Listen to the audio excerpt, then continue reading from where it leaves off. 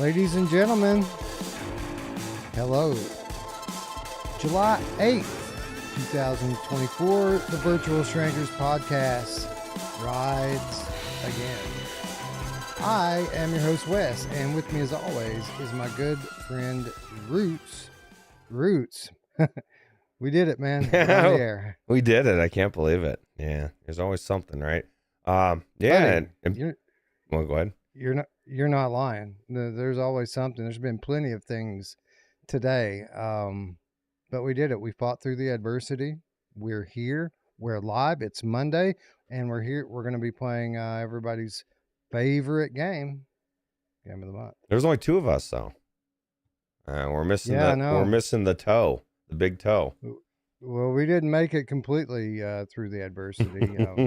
Eric having some personal medical issues that he's dealing with. Nothing serious. Don't anybody freak out. I'm sure he'll talk about it when he's back on the air tomorrow, and we'll talk about that in a minute.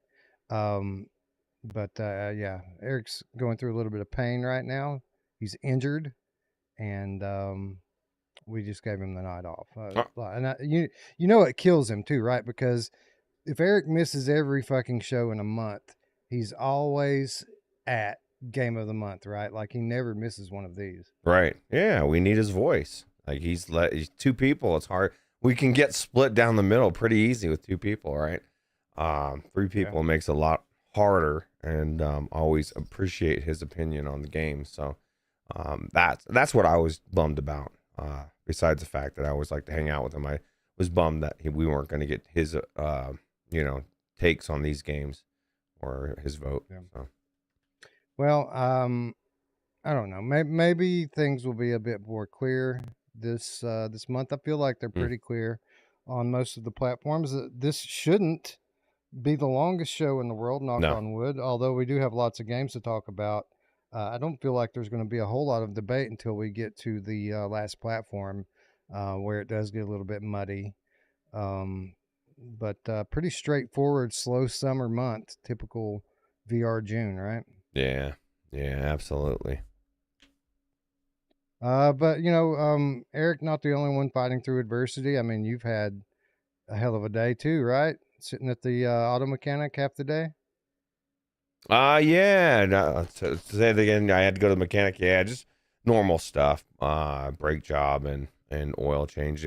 Pretty much me sitting there for 4 or 5 hours. Just 45 minutes, right? But yeah, it was quick, and usually it is. It's just I had to do my stops first, and then by the time I got to there was like 2 or 3 people that he was already in the process of doing, and they were in the bay. Like, yeah, you got to finish that job. And it's not like okay, you go. This is a place that does brakes and oil change. He does everything, and so I don't even know what the fuck he was doing on those other cars, but at any rate, I got paid for it, and that's why I was delayed, or we were delayed so much, because I wanted to actually eat dinner and then go into a couple of these games. Yeah, eat. What are you doing, Ruuts? You're wasting time, bro. It's fucking late, dude. I need the show. You don't get to eat, Ruuts. So yeah, no, I was rushing around. So it's literally my fault. The show's this late this time. We would have been late anyway. I feel like I don't feel too hot today myself. Plus, I'm like smashed at work right now. There's so much stuff going on. By the way, I mentioned a moment ago, Eric will be back on the air tomorrow, as will I, and Jasmine and Skiva, and who knows? Oh yeah, Alex may be up there. We are starting XR Update podcast tomorrow on the XR Update YouTube channel. So stay tuned to the Discord for links for that. Awesome. Yeah, it's going to be fun. Short podcast. We're not going to do hours like we do in our regular podcast, but we're going to get together every couple of weeks and just talk about some of the behind the scenes industry stuff that people don't typically get to see. And then maybe on top of that, we'll talk about a little bit of industry news as well to keep up with the XR Update branding. So that's going to debut tomorrow, everyone. Stay tuned and come and say hi when we go live tomorrow. Mr. Lord Beavis says it's so humid and hot. Haven't played VR today. Tell you what, Wes, I'm looking at this AC unit right now. That was the best investment. Mhm. How many years did I bitch about it? And I'm like, It was a few. I don't even know Yeah. why. Like well, I do know why. I had a few years where I was like almost the only roommate in a house where I was paying way too much rent. So I had no money. And so I've just been blessed to actually have money in the last year. So it's been nice, but it's a night and day difference for Yeah, well, you getting gotta in have VR. it. You gotta have it because Mr. Revis is not lying. It is friggin' a hellscape outside right now. I walked out for like 5 minutes earlier today, and my skin started peeling off. It was so hot. It Um, feels good yeah, here usually because we get we have the dry heat. We don't have too much humidity. And so, as long as you're hydrated, it feels good. If you're not, but I'll tell you what, I'm just sitting out there and my arms are super tan because I get so much sun. But I was like, you could feel. I felt like my arm was under a heat ray today, as yeah, far as like our heat lamp. I'm like, my God, like you could feel almost burning. I don't know if it's normal, Wes. That's crazy. no, no, it's not. It's definitely because of. Never mind. Yeah, I'm not gonna because go of down that everything. road. Yeah, Yeah, it's because of all that stuff. all the stuff. Um, so you're running Windows 11 roots. Are you don't have you have your NVIDIA's drivers up to date? Yeah, yeah. I mean, I usually do Windows Update every so often, and then the drivers and stuff. So, Because Void tagged me in the modding channel just a little while ago, and asked me if I'm on Windows 11, which I'm not. I'm on 10, and he asked me if I tried reinstalling the mod, but on low to see if it still crashes. mm, Um, no, I'm not on Windows 11. Yes, I tried installing and reinstalling and installing again on optimize, on medium, on low. None of that stuff works. mm. He said his buddy said it stopped working for him too, but he fixed it by rolling back his NVIDIA drivers, as Wow. the new ones apparently had caused problems for some people. Oh no, Now that my drivers on the NVIDIA drivers are updated all the time. I always update me that as too, soon as I see it. So me too. So I don't know if that's the answer for me, and I don't know how I'd go about rolling them back, even if it weren't. Um, you got to go to the website, and then they have like a page that has individual drivers. You can download specific ones, right? Um, And I don't know. I mean, really we shouldn't have to go back that far. Or really go back, just try to figure out when you and D were first having those crashes. Because I told you that she was able to play it for like 3 or 4 days, perfect. And then something changed, and then all of a sudden, um, she couldn't play it. And then literally that was the next day was the day you started trying to play Maybe it. it is. So Maybe it is some kind of driver compatibility thing, but that doesn't make sense why it's not happening to you. Maybe there's a driver compatibility thing just for our cards. mm, Maybe your 4090 just allows you to power through whatever the deficiency is. right, Who knows? yeah. Yeah, definitely. I mean, like I said, I mean, it could be VRAM. Could be a lot, like you said yesterday or the other day. It could be a lot of things. Kubo92 says, "Have you tried turning it off and on again?" No, man, I haven't tried that. You know, well, I was just thinking that when I saw Void doing that, I was like, "Oh my God, Wes is probably chomping at the bit." I know he was looking to troubleshoot that game like for another day or I so, because like haven't even thought at, about it, dude. at some point, after you've troubleshot something for a day, you're almost done, so hopefully we can get it working for you, because it is absolutely the best game I have played in VR, although I did back into the Lost Legacy, um Yeah, I saw Uncharted that. 4. Yeah, I went in I there saw, and I played a little bit, just went to the end of Uncharted 4 just to see how good it looked, and I was like, oh my God, looked phenomenal. And then I went and I played uh the beginning of the Lost Legacy, and my only problem was, okay, so the main characters are chicks, which, no, that I think they were very good characters, actually very well acted as well. I just yeah. didn't feel and I haven't played far enough to probably get this yet, but like with Uncharted 4, I had such a connection with the characters immediately, the story and everything, that it was like I really enjoyed that story. And so I'm hoping that I can get the same connection with his daughter and this other protagonist partner, because the connection between them isn't there, and that what I was is part of what I thought was special, was the connection between the two brothers, and that whole story was really good. So Yeah, and the series has been amazing. That they really just need to either pick it back up or just do some remakes here. I feel like there's enough history though between these two characters that they could do one-off games for till the end of time that happened in that timeline before 4. right, Um, so absolutely. I don't know, but it's one of the best series of all time in terms of storytelling, and hopefully they continue it at some point. I don't know why they would want to walk away from money, but apparently that's what they're trying to do. I don't know. There's this big misconception that, live service games is the future, and to some extent it can be, but not the way most of these studios are doing it. So, and I like I don't know. story-based games, So Yeah, me too. Hold on just a second here.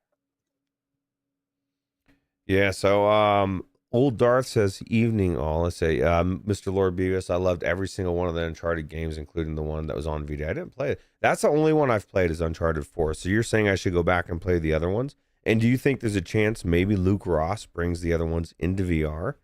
I don't know I don't think so because I don't think that the older ones are on PC. Oh, well, then no. I, He can't. yeah. Damn. Well, I'll tell you Unless what. they remake them, which they very well could. I mean, those older ones are like PS2, PS3 games, so there's definitely some room for upgrading there. Like it's all the rage in gaming right now is to remake the old games. People, it seems like there's a lack of imagination for people to make really great new stuff, so they just go back to the old stuff and make those new. I think it's just a risk thing, and they're too lazy, and they just want to, it's easier to just put something else out that's already worked. And it's a shame because I'm so over remakes of movies that, the 17th generation of a movie. Just like I don't need to see it, you know? Yeah, So, it's a lot worse in movies. It seems like the movies like take a major step down. At least with the video games, like you're getting new technology and everything's upgraded and looks better and is typically better. Most gaming remakes are better, right. but most movie remakes blow. Yeah. Yeah. I agree. Kuba wants to know if the Uncharted movie is any good. I've never got around to seeing it. Me either. I haven't watched it. I heard it was pretty good though. I don't doubt it. There were good actors in it, and a lot of the video game movies lately have been good. So I don't doubt that that one's good as well. Yeah. Oldar says you got to at least try the Lost Legacy game too. It's gorgeous, especially in VR. Oh, yeah. So yeah, Yeah. yeah. I just went into did the very beginning of it. The only thing that I was put off by it is as I'm going through and, I'm climbing and I'm pulling like there was a part I had to, pull the thing out for us to climb up. It was like the exact same. I mean, it's the same game, just in a different, same mechanics, right? Same, pulling the same different type of thing. And so like, and I was going down and now I see the Jeep down there and I'm like, I feel like I'm going through the same game just with two different characters. And now I get the story's going to be different, but, um, you know, it, that I guess is a little bit different, not different. So Yeah, I don't know if they really even marketed it as a full blown sequel, as just kind of extra. another game. Yeah, like another title from that same generation. They were pretty close. I mean, well, 4. I want to say 4 was a remake, or a upres. Maybe that was a PS3 game. I don't know. But I don't think that Lost Legacy came out very long after it. 2 years, 3 years, something like that. Um, during the same generation.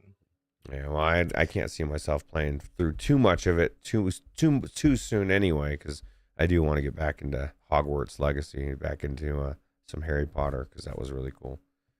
Yeah, yeah, yeah. Um, too much stuff to play, man. Too much stuff to play. You know, honestly, people always would be playing right now with mods if it weren't for this show every month, the Game of the Month show. You guys love it so much. That's pretty much what keeps us in Quest games. Is because you guys like these episodes so much, and the lineup wouldn't be the same without it. It's like we play mods now for 3 weeks, Roots, and then we spend a week playing Quest games. Yeah, pretty much. But it's a good. I like it. I mean, it gives us a reason to go in there, and check these things out. Eric says it's absolutely killing him not being here. Sorry, everybody. Yeah, we explained to everybody, Eric, that you were. It was probably killing you not to be here, and that you wanted to be. Yeah, well, we didn't say what exactly your issue is, but we told people you were in excruciating pain and could not be on the air. But we also mentioned that you will be on the air tomorrow, no matter what. So hopefully people will be tuning in for the debut of the XR Update podcast. Yeah. Anyway, with that said, a lot of people did show up despite our lateness, despite our ill preparedness. People are here for the Game of the Month. So why don't we say hello to those and get this thing underway? Old Darth is here, sending healing wishes to Eric, as is Philozix and Mr. Lord Beavis. Philozix says, what about PSVR 2 games? It's been a while, man. It's been a while since there's been something super great on PSVR 2, but we'll talk about that in a moment. Mepper's here. Ghost Shot is here. Not sure Brondo. Steve IRE is here. Old Darth in the house as well. Cubo 92. True Prophecy 22. Mind Jive in the house. What up? When is the Road XR PR. update? Brondo wants to know. I want to say 5 p.m. Eastern tomorrow, 2 p.m. Pacific. Okay. That's when we're aiming for. There's already a link up for it. So if you guys go to the XR Update YouTube channel and click on live, you'll see it. You know What what? a I'm just gonna go ahead. what Go a ahead and pull it banger up. lineup of people in that group, right? Like all together. I think that's cool. Yeah, we thought we should for the initial episode at least have everyone on. We're not going. We're gonna have a rotating host every week, so it's not going to be all of us every week. It'll be one or two of us each week, and that will rotate with every show. And it's not weekly; it'll be like a bi-weekly thing. Um, we plan on focusing a lot on developer interviews and news. That's basically what we're going to be covering. Yeah, I'm gonna get this link and drop it here because it's not coming up in the YouTube search, probably because we just rebranded it today. There we are. Old Dar says AJ had a blast playing Returnal in VR. I bet. Dude, I played some Yeah. Returnal in VR recently and it was amazing. Wes and I were just talking yesterday about co-op in it, and he was talking about person with, and I said I don't necessarily want to do that. He's like, that's the beauty. You don't have to. Like, he could do it one way, I can do it a completely different way. That's why that mod is so cool, right? Yeah, options. So. All right, so there's the link, everyone. If people want to go over there and subscribe, turn notifications on so you'll know when we go live. Yeah, it'll be most of the founding members of Impact Reality tomorrow. We'll probably talk a little bit about Flat to VR as well. I know everyone's excited for that. And then we'll just kind of set the stage for the show going forward. And then next episode, I think, will be hosted by Alex VR, and he'll have an awesome guest to interview, and we'll just wait and not spill the beans on that. You say AMA, right, tomorrow? Just kidding. Yeah. Well, I mean, isn't every one of our shows an AMA? Pretty much. Like, Yeah, that's true. yeah. Let's see who else is here. VR SpryGuy's here. What's up, SpryGuy? Silver Nexus is in the house as well. Looper, the Underground Game Cat's here. Chinatown D is in the house. Chrome Colossus is here. Chrome Colossus actually is in Dreams, but he's listening. So hello, Chrome Colossus. I hope you're still enjoying your PlayStation VR 1. EV Man versus Gas in the chat as well. Good to see you. A Dizzle, what up? Brandon VR is in the chat as well. What else is here? The Stig's here. Grandpa Barbecuer, the Game Cat, is here. Samos says hello, all. Glad to be here. Well, we're glad that you're here, Samos. Duggars K and Technoglitch are both in the chat, as is Rory Schwartz. Mad Vegan was here, said it's too late for him though, and that we should all have a good night. Well, I hope you have a good night as well. That Dank Cheese is in the chat. Four Willins here, and that is as far to the north as we can go. We have hit the ice wall, and there are wildlings on the other side. We can't cross it. But we do have some slippies, like James, for example, and Alehimbe D Catalergic Game Cat also slipping in. The Hippie Pickle. Who else? Hippie Pickle's here. I didn't see him. Where's he at? Very last person, just slid in. Very last slippy. Oh, what up, Hippie Pickle? I still don't see him. What's up? Am I on? Oh, there he is. Hippie Pickle, what up? Space Dennison sliding in too. Yo, Space Dennison, I'm on Windows 11. No, I'm not on Windows 11. I'm on Windows 10. I have not tried rolling back my driver for NVIDIA, but Ruuts is on Windows 11, and he has not rolled back his driver, and he has no problem with it. But he did say, then again, he did say some people have that issue, right? And you're running on an older install of the mod and the game too. Like we're trying to install the newest version of the game and make it work while you paused your updates some time ago, right? Right, I believe so. It's been so long. I literally was sitting on a drive from like 2 years ago, and I just moved it over, so and never reinstalled it to a new drive, and it worked. I was very shocked. I thought this is not going to work, but it did. And then I tried the GTA 5 one, and it did not just work. I was a little sad inside. Well, we'll have to figure that one out. I'm sure there's a fix for it. What are your thoughts on the Turtle WoW client working with the UEVR? Did you see that article? That I guess it's a Turtle WoW is a different type of WoW. I'm assuming more recent, but they're upgrading to Unreal Engine 5, and so people are like Beavis is curious to know or to find out how it's going to run in that mod, if at all. And me too, because that would be cool, because that would mean you could potentially play more than just, up to Kata. So, yeah, I don't know what any of that means. No, I didn't hear about it. Yeah, no, it's pretty cool. Pretty cool. Space Citizen says he was on the newest update when he modded it, but hasn't tried it since the latest update. Have you tried it at all since the first time you played it? Because a lot of people are able to play it when they initially do it, and when they go back is when it starts to give them these kind of trouble. Anyways, Philosic says I have Windows 11 and no issues. I mean, it could be down to that. What is Dion? Is Dion 10 or 11? She's on Windows 11. She upgraded to Windows 11 a while ago, I believe.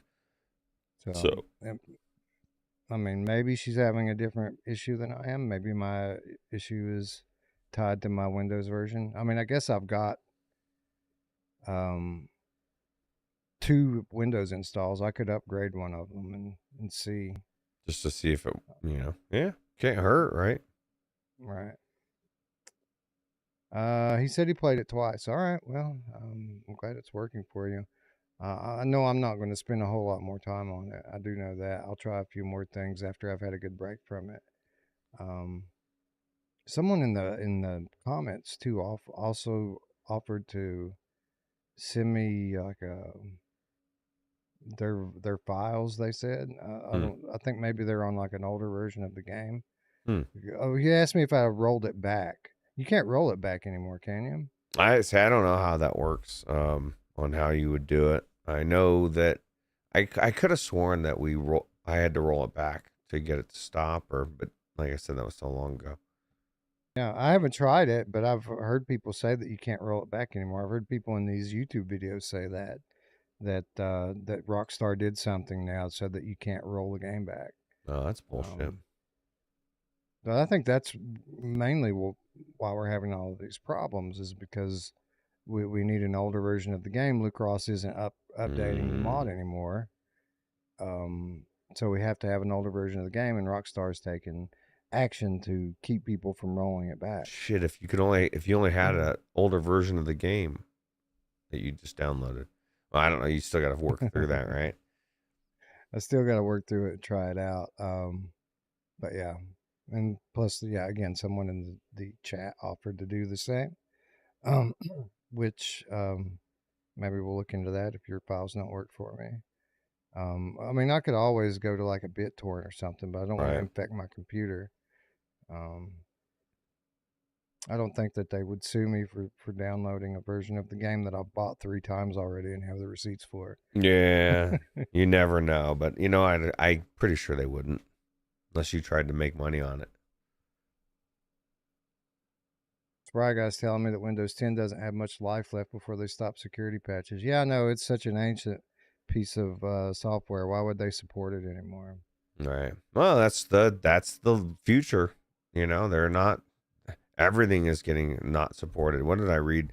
That was only 2 years old. Oh, the 12900KS, Intel, and then something else. And that's only 2 generations old. They're not supporting it anymore. And another one. And I'm like, dude, like, I don't know. That's very bizarre, very specific generational thing. So I don't know. Space Dennison says, I did see Mick has a vid regarding lock-free table error from 2023. Yeah, it's nothing, man. It's a useless video.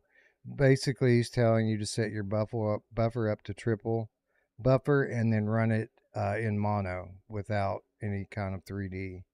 And it wasn't like it wasn't a complete fix, but rather it would allow him to play for an hour instead of 10 minutes that way. And I don't even think I Um, don't know that that's necessarily going to do anything. it You know, didn't for me. I tried it. you tried it. You're like, fuck it, man. I I'm trying didn't it. put it. I didn't put it in mono. I didn't try putting it in mono because I didn't want to play it in mono. Yeah. But I did try out like the other settings tweaks that he put in there, and it didn't help any. Anyways, Oldar says that's why AMD is better, and I'll tell you what. I can go through about 5 or 6 AMD videos I've been watching lately with the issues they're having as well. So I would agree in some respects, but Intel is companies are just getting more shady, especially with digital content, right? And just taking it off. I did see before we see Traveling Man's super chat that Ali, what is that? The cat allergic king cut? Himbe. Yeah, he said he Yeah. just joined the Patreon, so we appreciate What that. word? Yeah.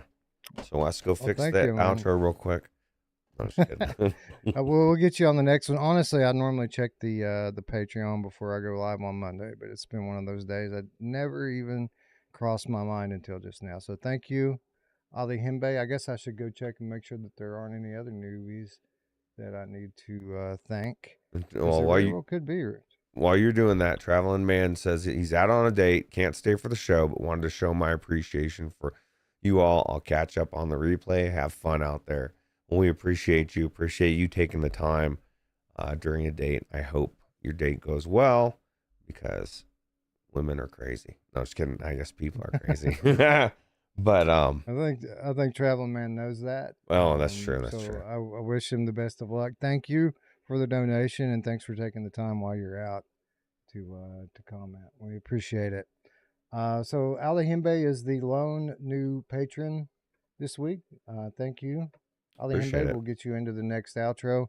I do have a question though while we're on the topic of Patreon, and people can answer in the comments. You can answer in the chat. I'll probably put a poll up on Patreon if necessary. The games we covered last week, the Quest games, Silent Slayer, Hmm. and what was the other one that we covered? Dead Second. Dead Second. I recorded those gameplays. It's about an hour long each one of them.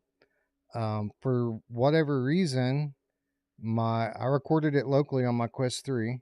Just hit the record thing in there, and it recorded the gameplay. Hmm. It recorded my microphone. It did not record the game audio. Hmm.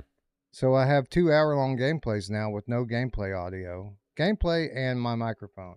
How can you like how can it not pick that up in a native recording that you just hit record and there's nothing to change really? It's not like you turn tracks on and off, and the audio was there for you to hear it when you played it.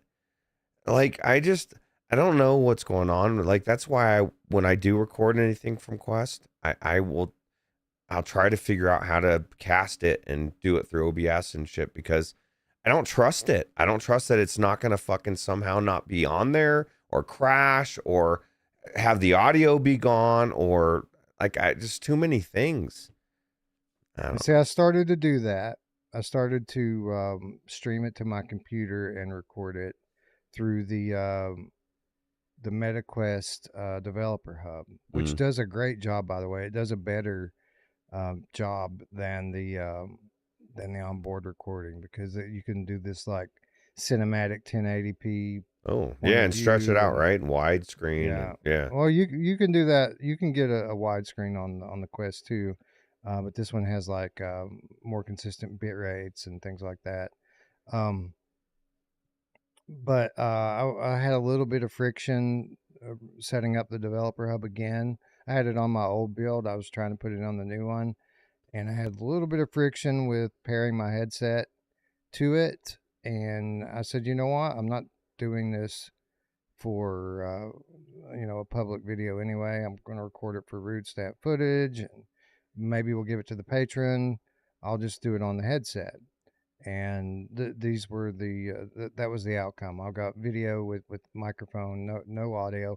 I looked up on Reddit. I'm not the only one that's had this problem. There have been others, and apparently, it's if you use the shortcut. See, I didn't go into like the camera menu Mm. and start the recording. I did it from the shortcut after I started the game, and people were saying that the shortcut's broken, Yeah. that it No. doesn't I guess record it. the I game mean, audio. shit. Sometimes shit gets broken. I mean, hopefully they find out about it, or they've found out about it and they're fixing it.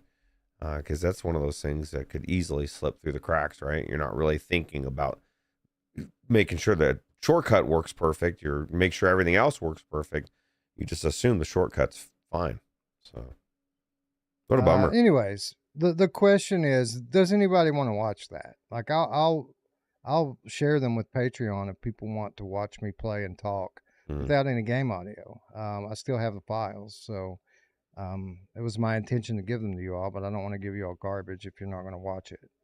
Well, one of them was what was it was no, I guess it wasn't Blade and Sorcery, was it? It was the other one, right? As I say, if it was Blade and Sorcery, there's Uh, not much to hear in that one, but no, we did Blade and Sorcery live on the air. yeah. We streamed that one.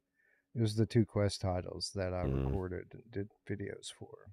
Looper said he'd watch it. I bet most people would watch it, Wes, because they would be watching for the gameplay and they'd be watching for your commentary, not for the audio sound. It's not bad. There would be some people that are put off by it. Fuck them. You know what I mean? Like, not in a bad way. If you don't like it, you don't like it. But I don't want to deprive someone like Looper that would want to watch it just because that person doesn't want to hear a game with no sound. You know? I watched it back. It's not that bad. I talk a lot in these videos, so like you get used to it pretty quickly, and then you're not Right. really even thinking about it after a minute or two. Right. But yeah, I'll put them up. If Looper wants to watch them, I'll put them up on there. And if anybody else wants to watch them, they'll feel free. I'll make sure to put it in the title so everyone knows walking in that there's no game audio. It's just microphone. I'm assuming he's talking about you, Wes. Mark Smith says that hat is sick. It does look pretty cool. Yeah, this is my Spider-Man hat. I've got two of the same exact hat. I like the They're on colors. like, yeah, that's what I do when I wear my Synapse shirt. I like to wear the Spider-Man hat because the colors match. You know what I Um, didn't like? I tried to go into the Spider-Man remastered mod yesterday as well, and I don't know what's going on with that thing. But like when you're in the open, you know those games when you're in the open world, that when you move around, the world moves. I was like, no, this is not. Something's funky with that game, and I don't know what it is, hmm. but I did not enjoy it. It was definitely a no go. Now, if anybody else has had a better experience with it out there, let me know.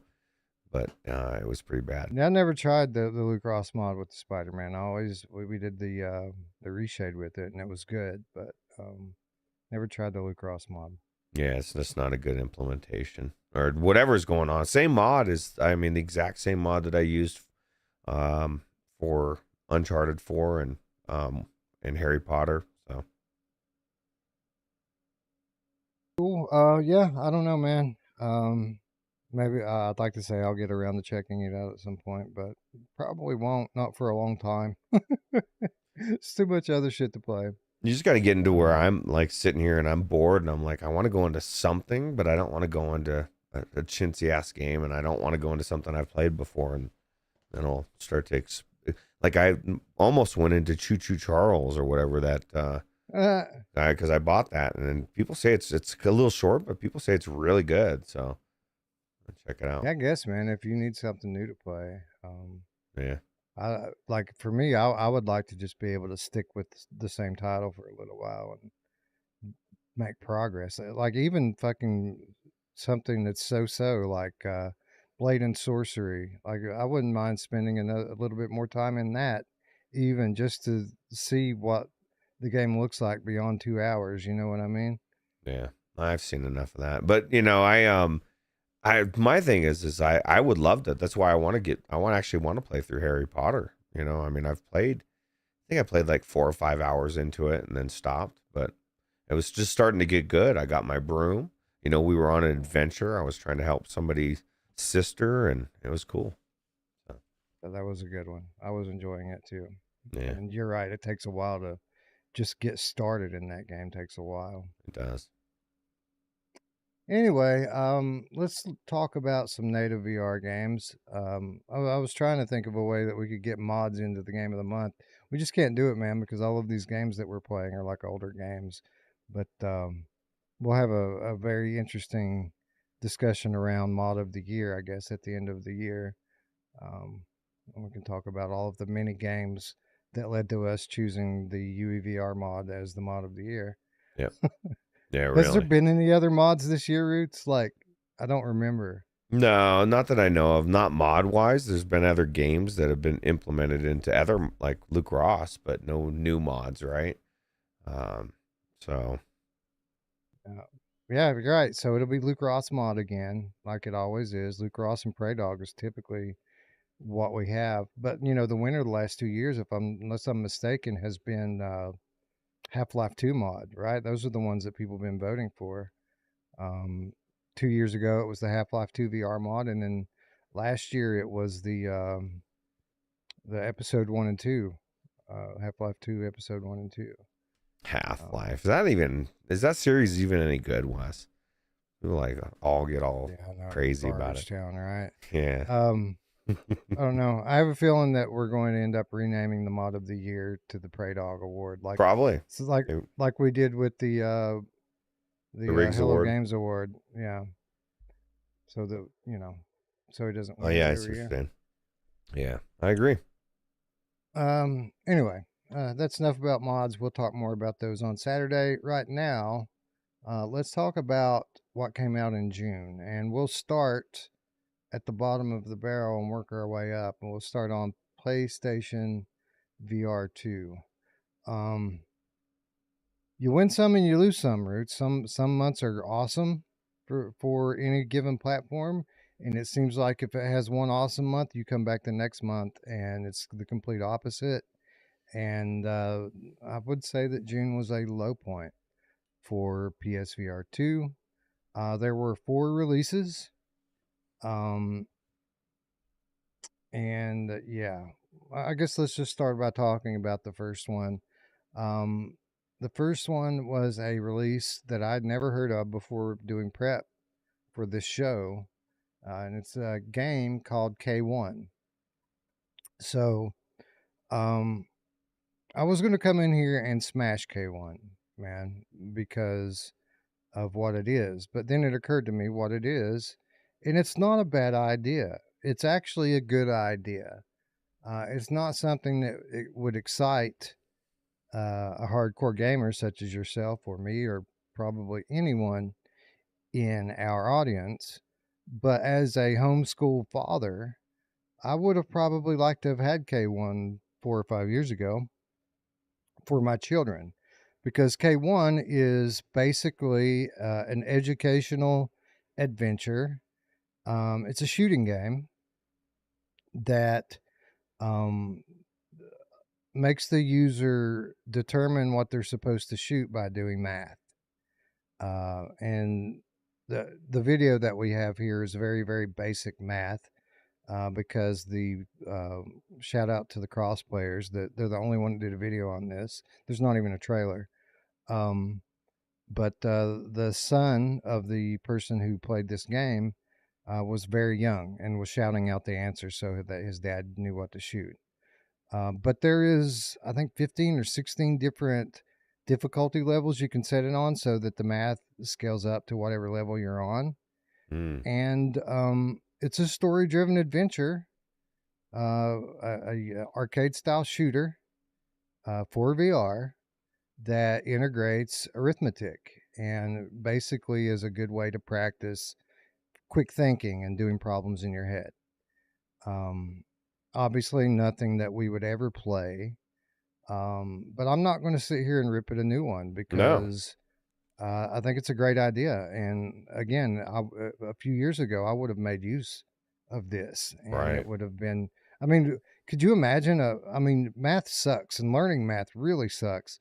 Um, could you imagine having something like this when you were in like second grade, third grade, I, to learn how to do math? That's pretty awesome. I loved math, but this is the thing.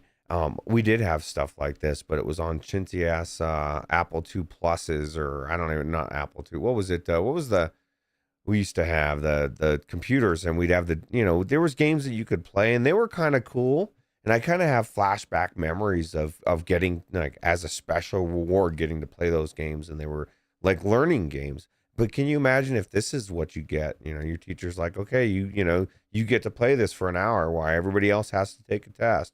You're like, oh hell yeah, or whatever. I just think it's super cool. It's real world application. So something that people can use, and it's kind of the future of VR. VR isn't or this technology isn't only for video games. Somebody was saying this last stream, I think it was, about for mixed reality and just all the jobs and the teaching or learning and training, and the Apple Vision Pro doctors are using it in surgery, and like it's the future, like, so I just think it's really cool. I wonder if you can set it to like doing like multiplication tables and stuff like that. Because my Trigonometry. youngest one, my youngest one could use some drilling on the multiplication tables. I mean, he's doing some pretty advanced like pre-algebra and stuff like that right now, but he still doesn't quite have all of the multiplication table, and sometimes he has to look at the paper or grab a calculator. So I would be shocked um, if it's only addition. And now it could be addition subtraction, but I would still be shocked if it wasn't multiplication division. And if it's not, then I think the devs, you need to add it. You missed out. well, That's like I'm that's sure a it's big in there. loss. Like I said, he's playing this on the lowest level of 16. So I'm Right. sure it's in there somewhere. Um, anyway, typically I wouldn't mention a game like this for game of the month, but it came out, and that's something. Yeah. Yeah. Well, Uh, do you think there's a lot of homeschool kids and PlayStation VR too? is probably the most likely to be in their house. Well, I guess Quest as well. I don't know. That's kind of another thing. I thought that this would be much more useful on Quest Quest. hardware. Yeah, Look, yeah. yeah. A lot more casuals have Quests. Typically, people who have PlayStation VR are gaming enthusiasts. You have to have the console and the headset, and Right. I don't see a lot of. I mean, obviously, there are people out there like me that do have it and are, schooling their children with it. But um, I would think that this type of software would have the biggest impact on the biggest um, platform, and Quest is by orders of magnitude the biggest platform in VR. Oh, dude, they could have made it a Quest 3 exclusive and really use that fucking extra I hardware. could see it now. Roots would be all pissed off. I want to do math meta. What the fuck? I would I get the wanted. headset. If they put this as a Quest 3 exclusive, Zuck, I will buy your headset. Because it ain't never happening. That would be the funniest shit in the world. But yeah, no, I think this is actually a really good idea. And I think it's cool that somebody actually made a game that can be used for something versus just aside from just playing a game. Yeah, So, I agree. It's a creative use of VR and the type of things that you should see in a growing technology like this. Like you should see things like this as it becomes more popular. yeah. Anyway, moving on to some real games, debatably. We have ForeVR Cornhole. You know who loves like the cornhole forever Roots? My mom! I'll never look at this game and hear the name of it and never think of the connotations of it. It's just like such a weird. First time I heard somebody talking about it, I was like, "What?" I didn't even know that a game called Cornhole existed. I did. I did. I thought it was something different, but Yeah, this is something very different. very different. So So here's the deal. I've played ForeVR Cornhole. I have not played it on PlayStation VR 2. I'm assuming that it's the same game and it's just as good as the one on Quest. I haptics. don't know that. Right. Um, it's a solid cornhole game. I played quite a bit of cornhole in real life. My wife's family tends to use it as a go-to at family picnics and such. So um, I know what it feels like to play a real life game of cornhole, and they do a really good job of reproducing that here in this game. Brandon VR makes a good point. This game's free on Quest. I Oh, don't think it's free on PlayStation VR. I think it's like 10 or 15 bucks. Um, yeah. No, anyway, I think it's a good game. My only problem with it is I think it's should be like one of many in a game instead of like yeah, we've kind of said that too to forever. Like they should have a hub. Like all of these games should be like $5 to $10 each, depending on what they are, but they should all tie together in like a sports bar style hub, so that you can get in, you can party up with your friends, and everyone can walk together to go play pool or darts or cornhole or bowling or whichever one of the forever games that you want to play at the time. But there should be a central social hub that ties it all together. And I think that there is definitely a space in the market for that kind of social hub, right? Where people can put up, you know, in a sports bar environment, could put like YouTube players up on the wall and just hang out and chill for a bit. And then when you want to bounce into cornhole for 20 minutes and then pop out of that and then pop into bowling for a half an hour. Um, I think that would work. And then you make the hub free, and maybe make darts free with the hub, you know, right. and then people have to buy add-ons, and you could maybe even make it so that like Walkabout Mini Golf, where if one person owns it, everyone can play. Um, That would be cool. yeah, yeah. Brandon VR says it's free on Steam as well. So maybe it is. Well, I guess I don't. I guess it's probably not if they're, uh, you know, on the PlayStation. But Brandon VR says it's free on Steam too for whoever's getting the adapter. I feel like a lot of people are looking forward to this adapter now, man. We talk about it all the time. People are starting to build computers. Those that aren't building one now are saving so that they can build one.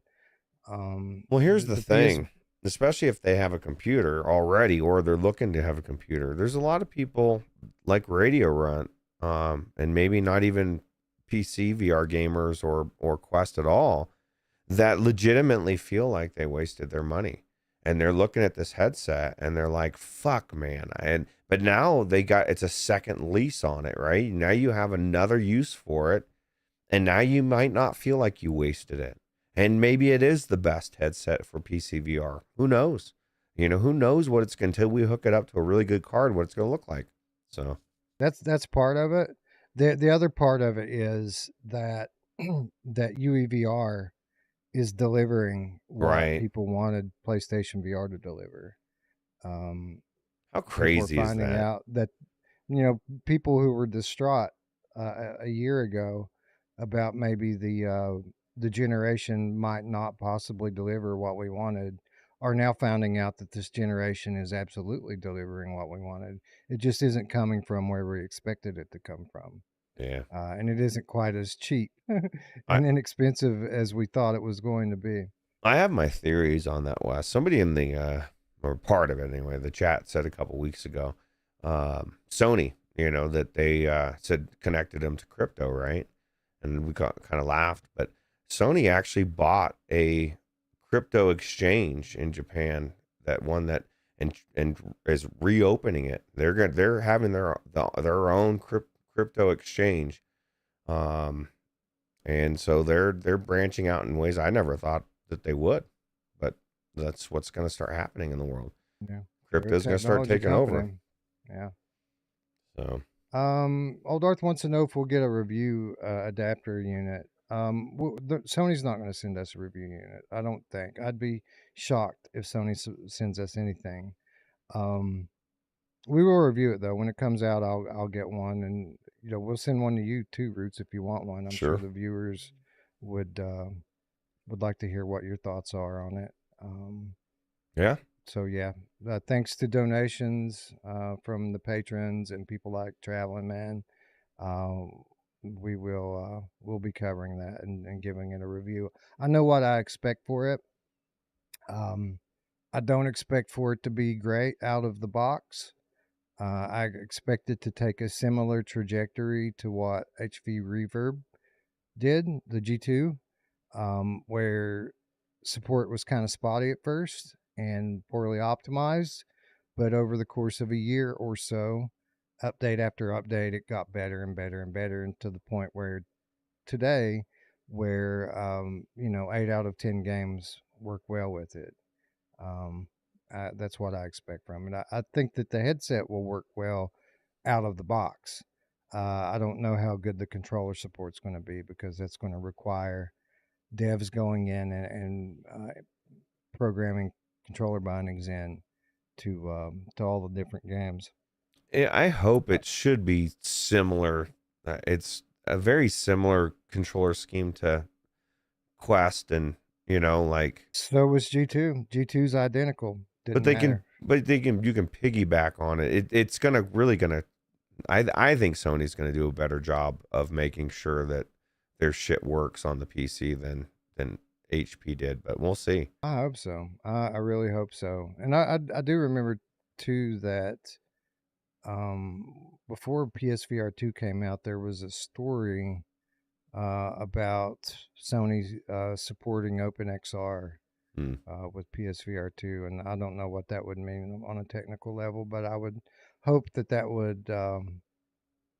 would resolve some compatibility issues right out of the box. But we'll see soon enough. I mean, it's a month away. This thing's going to drop in a month, and we'll know, and we'll report to you. Crazy. Steve IRE says sim racers are going to eat it up. DisplayPort's a big deal to them. It's a big deal to everyone. Everyone that really cares about fidelity, right? Yeah, we were bitching about it right off the bat when we found out that these quests weren't DisplayPort. It was like, ugh, like you knew. I don't know, man. I just I want fidelity. That's all I care about, because I don't ever unplug it, you know.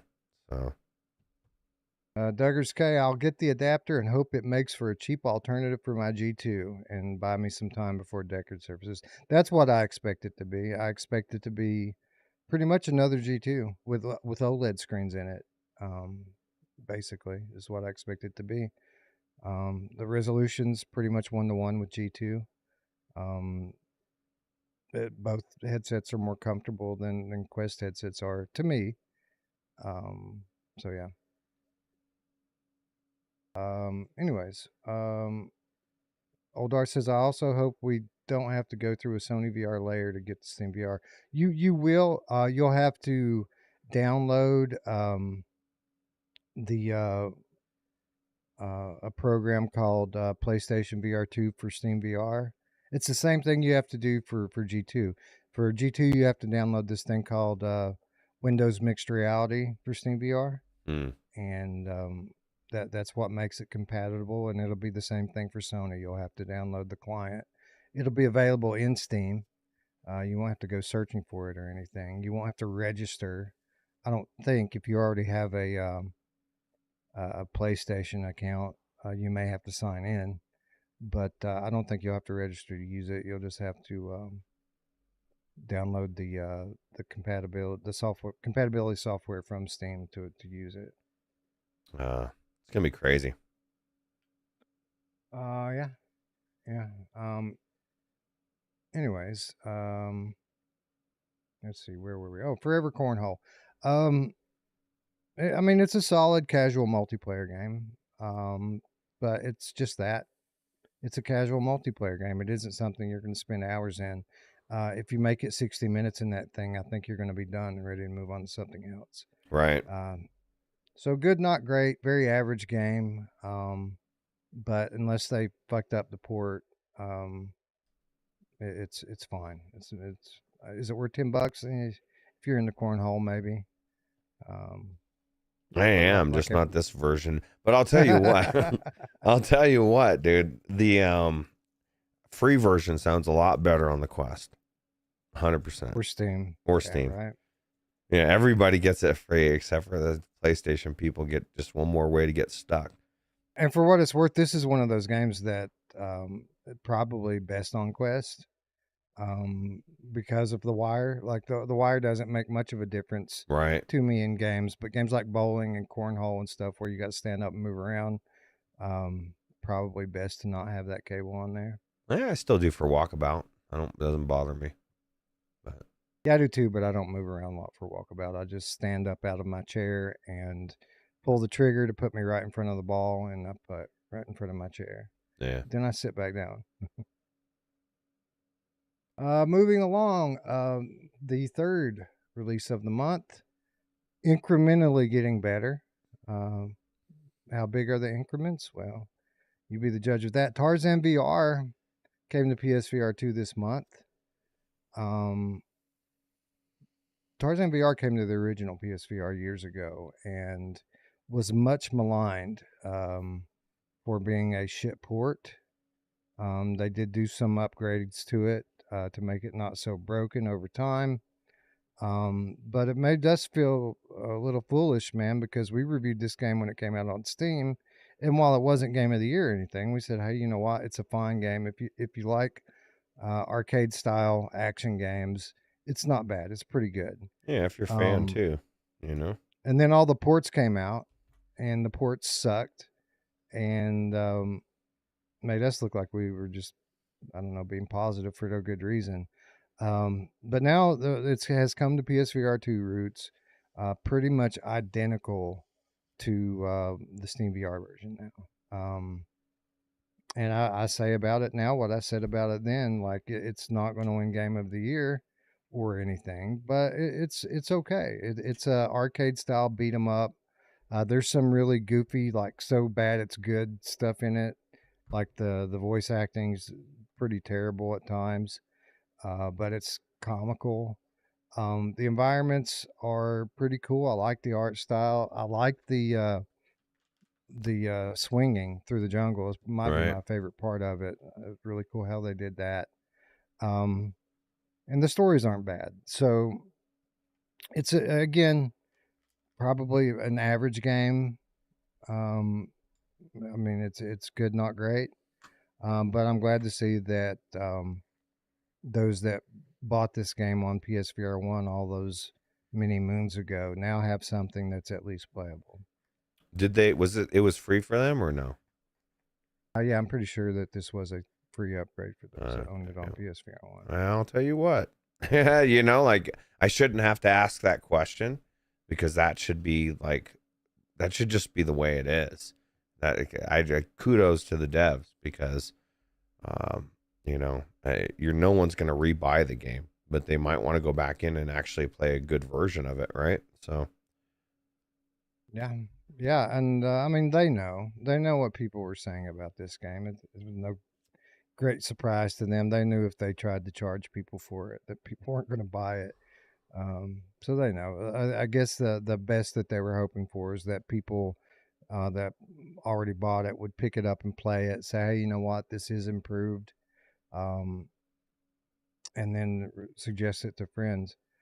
I'm not sure how people in the community have taken to it. I know Brian Paul reviewed it, and um, it was kind of funny what he did. He said that all of the things that he criticized from the original review had been fixed. But then he gave it, I think, like the same review score, saying that he overrated it the first time. So, yeah, I don't know what to say about that. I don't know how people in the community are taking it. I think it's fun. I had fun playing it. yeah, I guess I could say like if I was to replay that Transformers game, a remake of it, and the graphics were good, really sharp and clear, I might feel the exact way that Brian said. Because you know Right. the game was so bad in such a bad shape that you couldn't really say if it was good or not. Like you could say I liked this or that, but it was very muddy because of it, right? And so then you get into a good version of it or a better version, and then you say, yeah, no, I was way too nice on this. But no, I mean, I think it's something for fans of Tarzan. You know, if you're not a big fan of Tarzan, you didn't watch it growing up or whatever, you're probably not going to like it. You might, but you're probably not.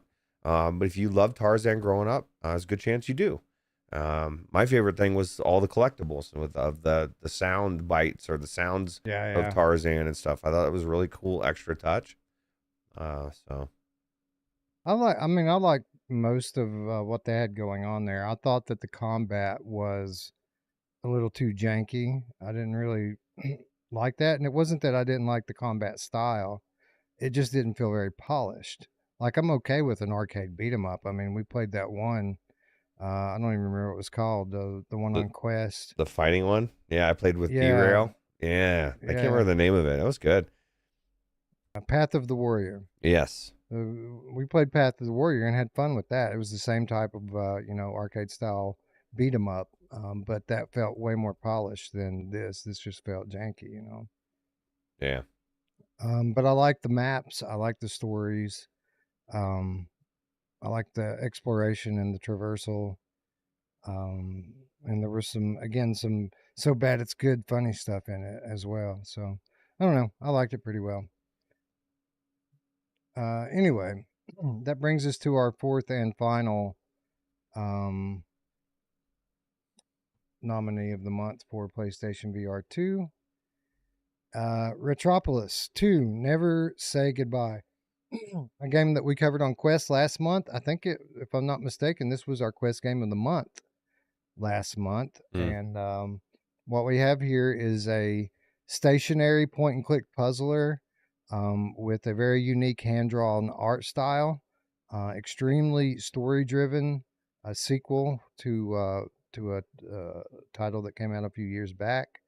Um, the original game we really liked, and from what I can tell, that this is improved in pretty much every way. This is a proper sequel. Mm. There's more I gameplay agree. here. It's a longer game with a better story and better art. Um, this is a very good game, And spoiler alert, this was the only very good game that came out on PlayStation VR in June. Yeah, it was when it won Quest of the Month. It was actually there was a debate, right? I can't remember what it was. And I think it was it won as a and the other one was runner up, or this was the runner up because it No, was I think this one won, and the other one was the runner up. If I'm not right. Yeah, mistaken. exactly. So, but there was a debate, right? There's no debate here. No, there's no debate at all here. But this game is good. I really enjoyed it. So much so that just watching the trailer reminds me that I want to go back and play it more. I just really like the story, the acting. Like I'm a sucker for really good story, Wes, if it's told well. And a lot of games or things, they try to tell a good story, and there's just something about it that doesn't grip me. This one I just thought was really cool. It really gripped me. So Looper says Mud Runner was the runner up. yeah, Mud Runner. And that was actually, and everybody thought, I mean, a lot of people, I think you and Mash both thought Mud Runner should be it over this, if I remember correctly, because that one's that good, but it shows you how good this is. So, no, this is a very good game. I like the balancing of it, like the puzzles. They're challenging, but rewarding at the same time. Since it's one of those point and click deals, like it can be frustrating at times when you can't find the answer. It's one of those games where you end up repeating the same thing 30 times, hoping that it'll work this time, and it never does. So you hear it like repeating dialogue when you repeat the action over and over and over again. That can be frustrating, but then when you finally figure out what it is that you're supposed to do, it's very gratifying. And it takes a unique approach to how the puzzles work. Like they string the puzzles in a level together. Like you can see from the time you enter the level what your ultimate goal is. I need to get into that room over there, but there's something in my way. Like there's a guard or somebody standing in front of the door or somebody watching that's going to catch me sneaking back there. And the object is to distract them or get them to move in some way. So you have to kind of start a chain reaction of events. Um, you know, solve this puzzle to gain this item, and then you can take this item over to this thing over here and do something else that triggers this event, which gets the thing's attention, and then they walk away to fix it, and then there's your chance to get into the back room. It's one of those sorts of like problem solving games, and it's just really well thought out, much like the original. Well thought out some of these puzzles, and that they have multiple dimensions of complexity going on with them. and I think that's what makes it so good. Is it's like most games will be one or the other. They'll focus on the puzzles will be amazing, but the story's kind of weak, or you kind of feel like it's they're just kind of had just enough to pull you through or whatever, or the story's really good, or the puzzles are kind of weak. But this is everything is good. It's like the story is intriguing, the acting's good, the puzzles are good. Like you said, it's a unique art style. For me, this was a no-brainer game of the month, both platforms. And the scenes are so interactive too that it does keep you entertained just clicking on things. Like typically you click on something and you'll get a line of dialogue explaining it, and you know the obvious things you find pretty quickly, but then after you've expended all of the obvious interactable things, then you start clicking on the things that aren't obviously interactive, and then eventually you'll find something new that you didn't think that you could interact with at first, and but now you can, and then you'll listen to the line of dialogue, and that's kind of a clue of whether or not you can use it in the puzzle, or it's just something that they recorded. But there's enough in each one of these scenes to kind of keep you entertained, because at the same time that it's a video game level, it is an artwork as well. Every level is its own piece of art, and yeah, I appreciate it a lot. It's a very unique game. and I enjoyed it quite a bit. Yeah. Anyways, I don't think we need to do a vote here. I think that this is obvious. I think it's so obvious that I already wrote it in on the show notes. I was about to argue too, and then I thought, yeah, he's right. It is the winner. I mean, what are we gonna say? K1 Cornhole. K1 for Tarzan? best educational game of the year. I predict that. Maybe. Maybe. Maybe. I don't know. Honestly, when I think about putting my children into VR for education, I'm more thinking about putting them in the games like Retropolis so that they can exercise logic and problem solving. True. These are the type of things that I feel like they could gain more from, even than arithmetic shooters like K1. I thought you were gonna say Saints and Sinners for like the zombie apocalypse to make sure they're properly prepared, right? Well, my kids are very prepared for the zombie apocalypse. They started on Rush of Blood. I think it was the first game that they played in VR. So They're ready to go. they are ready to go. And you've seen Isabel at work in After the Fall. I'm going to be hiding behind her if the zombie apocalypse comes. Yeah. All these people blown out of their mind on bath salts. Yeah, that's the thing. That's the real zombies. Or fentanyl. Tony Savino says minus points for being too short. Yeah, that would be the only thing that I wouldn't ding it for because I want more. I haven't finished it, of course. So, but still, this one's longer than the first one. The first one was like 2 hours. This one's like 4, I think, four and a half hours to play through this one. Here's the reality too. I'm more apt to finish a 2-hour game. Not every game needs to be super long, especially a story-based. Like if they're telling a story, I don't want a story that's 20 hours long. I don't anyway, unless it's like Uncharted 4 or something.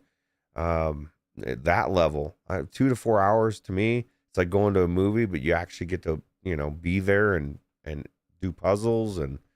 Yeah, and that's a good point because Tony Savino in the chat says, "How come when no one gets mad? That's a 3-hour game, $20 for 3 hours."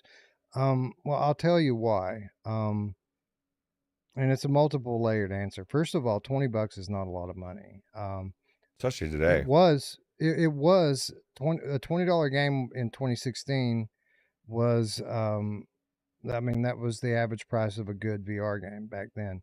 But dollars are literally worth less than half of what they were worth at that point. $20 buys you jack shit. You can't get 2 meals at McDonald's for $20 anymore.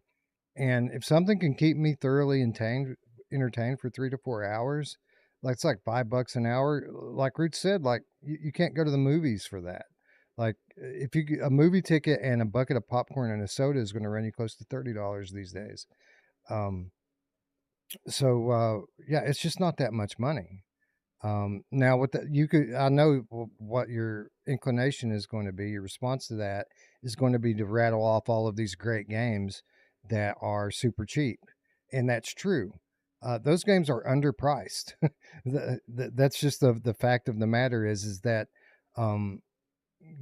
the studios kind of, in the early days when VR wasn't that popular, that they priced the games low, trying to because people were already paying the overhead of buying the headset for $500 plus dollars. They made the software super cheap, and it got to the point where they built out this really great library of older games that were super cheap, and now all the newer games have to compete with those. So the industry, like the VR gaming marketplace as a whole, is underpriced now because it has to be. It's competing with its old self. We are seeing some like progress in this respect, where now like what used to be a $20 game is now a $30 game. But these small indies, they can't afford to kind of push the envelope. They have to still kind of underprice their games. And I think for a 3 to 4 hour game that's high quality, I don't think $20 is too much to ask for. How much was transference for 2 hours?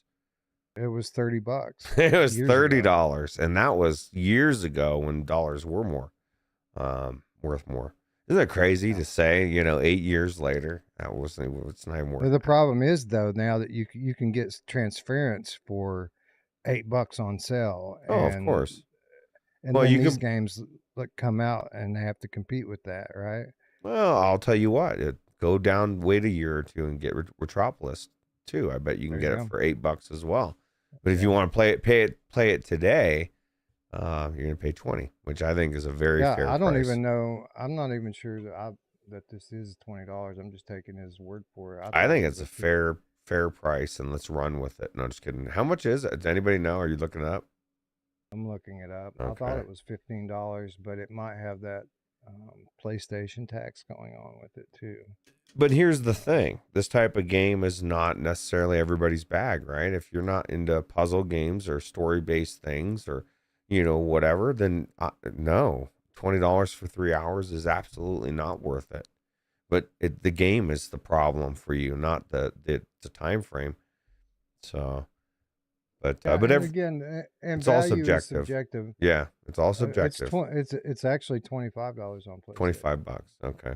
Well, yeah, I forgot the PS ecosystem tax.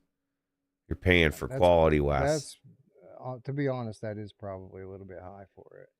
Um, $20 sound better than 25. um, But yeah, I think the industry as a whole, considering how much games were 20 years ago, 30 years ago, pretty much $60, and that's the standard for most flat games. And I mean, yeah, like that's why we're getting hit in other ways with pay for play and early access fees and that's just crazy. it is. I want to see if this is $25 on Steam or on. It is. It's $25 everywhere. Wow. Okay. Well, forget what I was saying about these guys having to underprice their game to compete. The original one was $10. This Call one of is Duty. 25. Tony says I got Call of Duty 5 years or a long time ago, and it was 5 hours for $50, and I was so mad. Well, and I don't know, maybe that wasn't. I think it was the case still. Maybe it wasn't because I remember when it was the story based. But I think you still got the multiplayer as well, and that was usually. I'm sorry, but I think the Call of Duty campaigns kind of suck. I think they've almost always sucked. There's been a few that have been good, but most of them have been kind of, to me anyway, kind of garbage. But And no, we didn't take it as you were trying to be a dick, Tony. It was just something that we like to address from time to time because we hear it a lot. A lot of people um, act like $20 is expensive for a game, and I just if I'm having a good time and can lose myself in a game for a few hours, it's worth $20 to me. And again, like I just said, value and price are subjective to everyone and their situation. So and how much that money might they have, and $20 right. is different to different people. And somebody said something in the chat that's the perfect Brandon VR. It's a perfect example. $20 lap dance. Some people think it's worth it. Some people say that's a fucking waste of money. You choose what you think. I would say that buying this game would be more worth it than a $25 lap dance. That's just me. But But if the lap dance lasted 3 hours, 3 hour long lap dance. Oh my god, dude. That's crazy. can you last I three don't think I hours? can last 3 hours with a $25 lap dance. That's crazy. Anyway, let's take an incremental step up here and move along to PCVR. A bit better of a month for PCVR than PSVR2, I would say.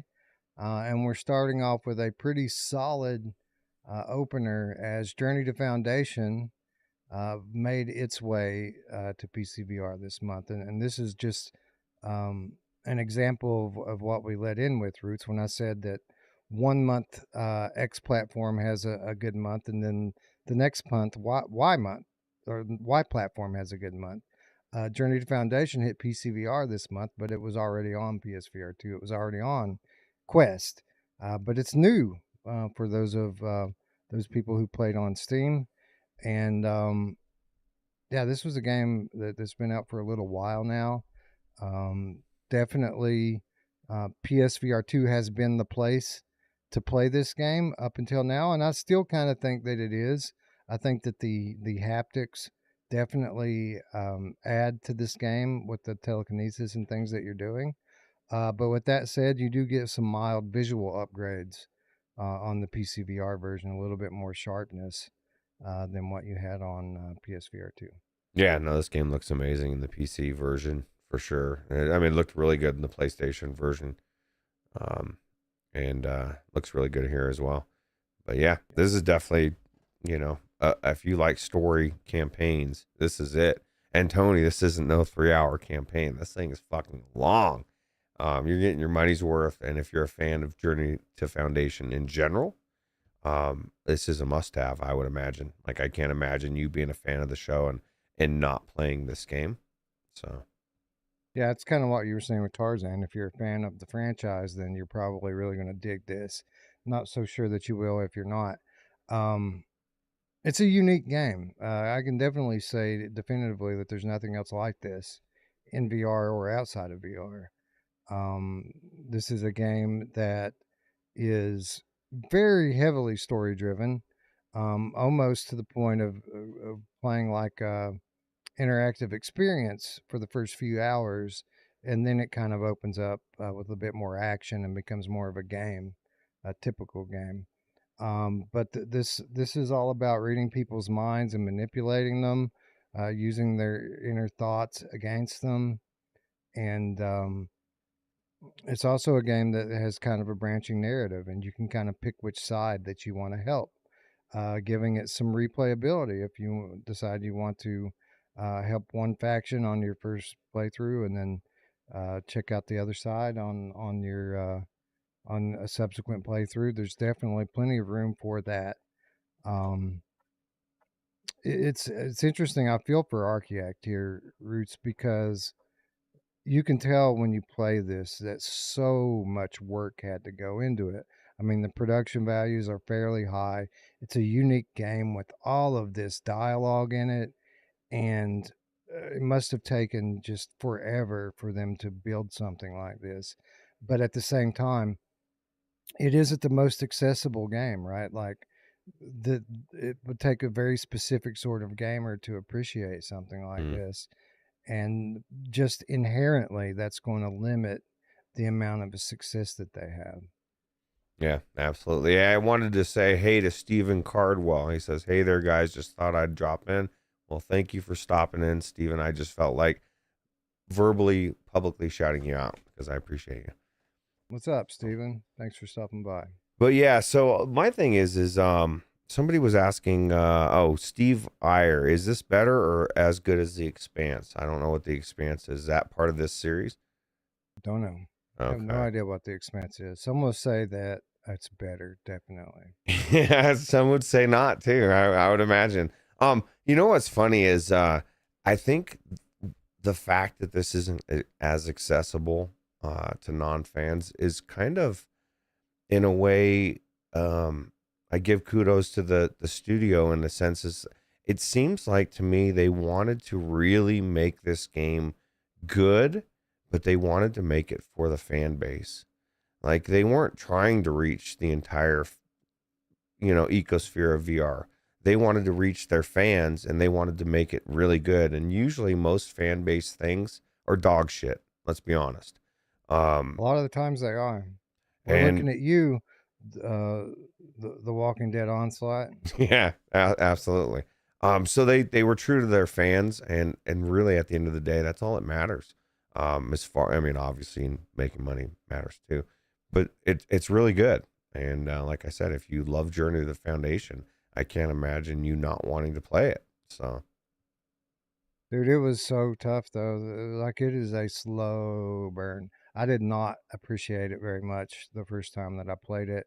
I only went back in on Eric's recommendation. insistence that it's really good and it gets better. And he was right. It definitely does. It was when you get off the ship and get out on these planets and stuff. It's definitely better. It makes you wonder if you're approaching it, because we've often talked about interactive books and stories and how cool they would be, but would they work if people can't even do? Because that's what, like you said, the first couple hours, that's what it is. It's an interactive story. You're choosing dialogue, and you're progressing through, but you're not doing much. But you're actually going through and doing stuff. It's everything we would describe as an interactive story, but we have to make it through it to get to the rest of the game. You see what I'm saying? Like, how do you make that into a thing if that's the instinct that most people are going to feel? Because this was not boring. Well, I mean, it was boring at first, and it was because of how they structured it. So, like, the way that the beginning part of the game works is kind of like a puzzle game where you have to progress through people to be able to progress in the story. And the way you did that is by navigating dialogue trees. But the problem is that they may give you 3 different paths to go with each string of dialogue, and 7 out of 8 of the potential places that you go would end up in a dead end, and you would have to just start the conversation over again to try another one. So it was like trial and error through dialogue strings, and it was very repetitive and boring to the point where, like, I was falling asleep in the headset playing it. It was so boring. Because you're literally just standing there. Like, you're standing there talking to people and reading their mind and saying things to them and to try to gauge their reaction. And okay, that didn't work, so let's start again and try this approach. And then eventually you figure out what you need to do to get the character to act the way that you need them to act.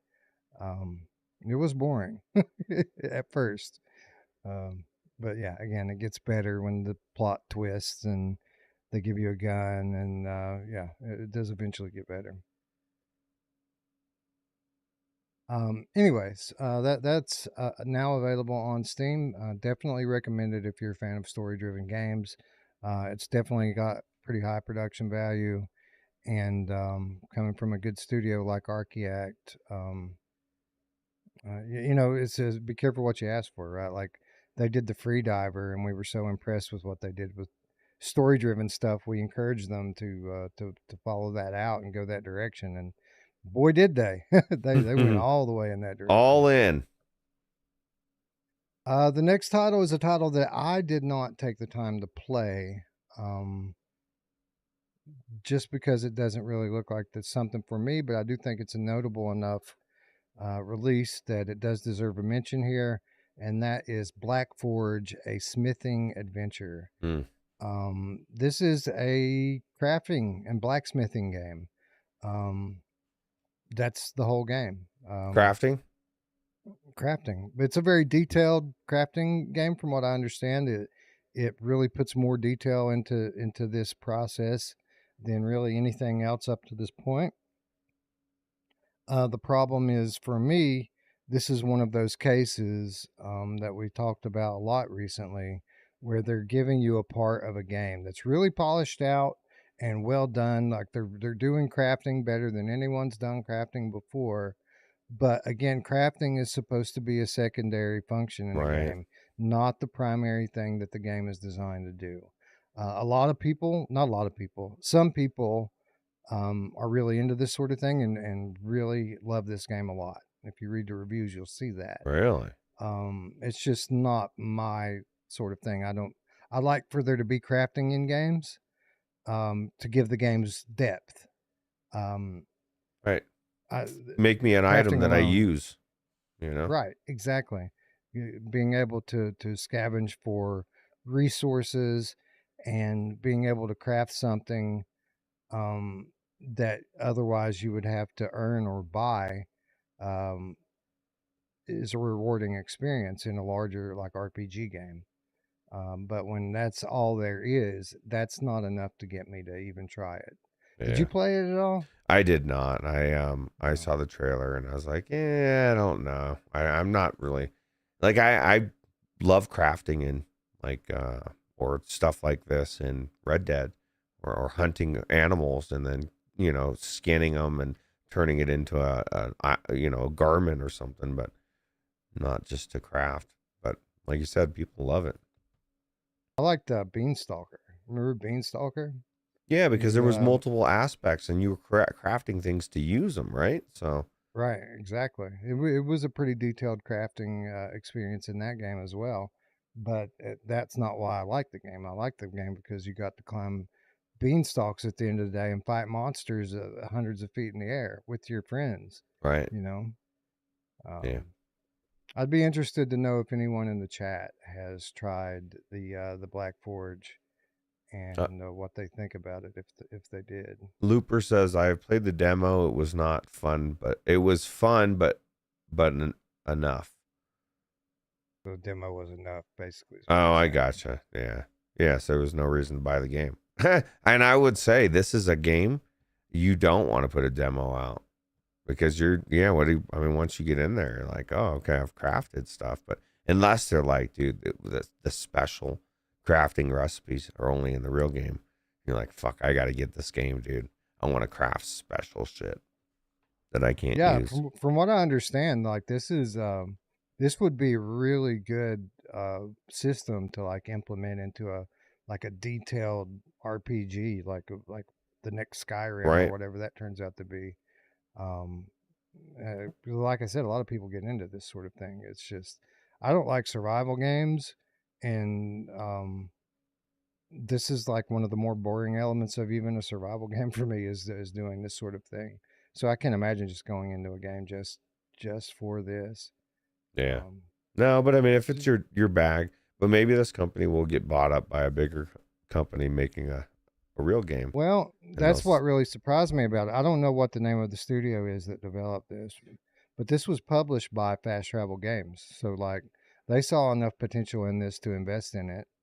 right? Um, So I mean, that really is a pretty ringing endorsement for the quality of it for me personally. Yeah, Again, it's just not my sort of thing, and when we've got this long list of stuff to play this month, um, I just didn't have time for it. It didn't make the cut, so to speak. you could be forging shit though, Wes.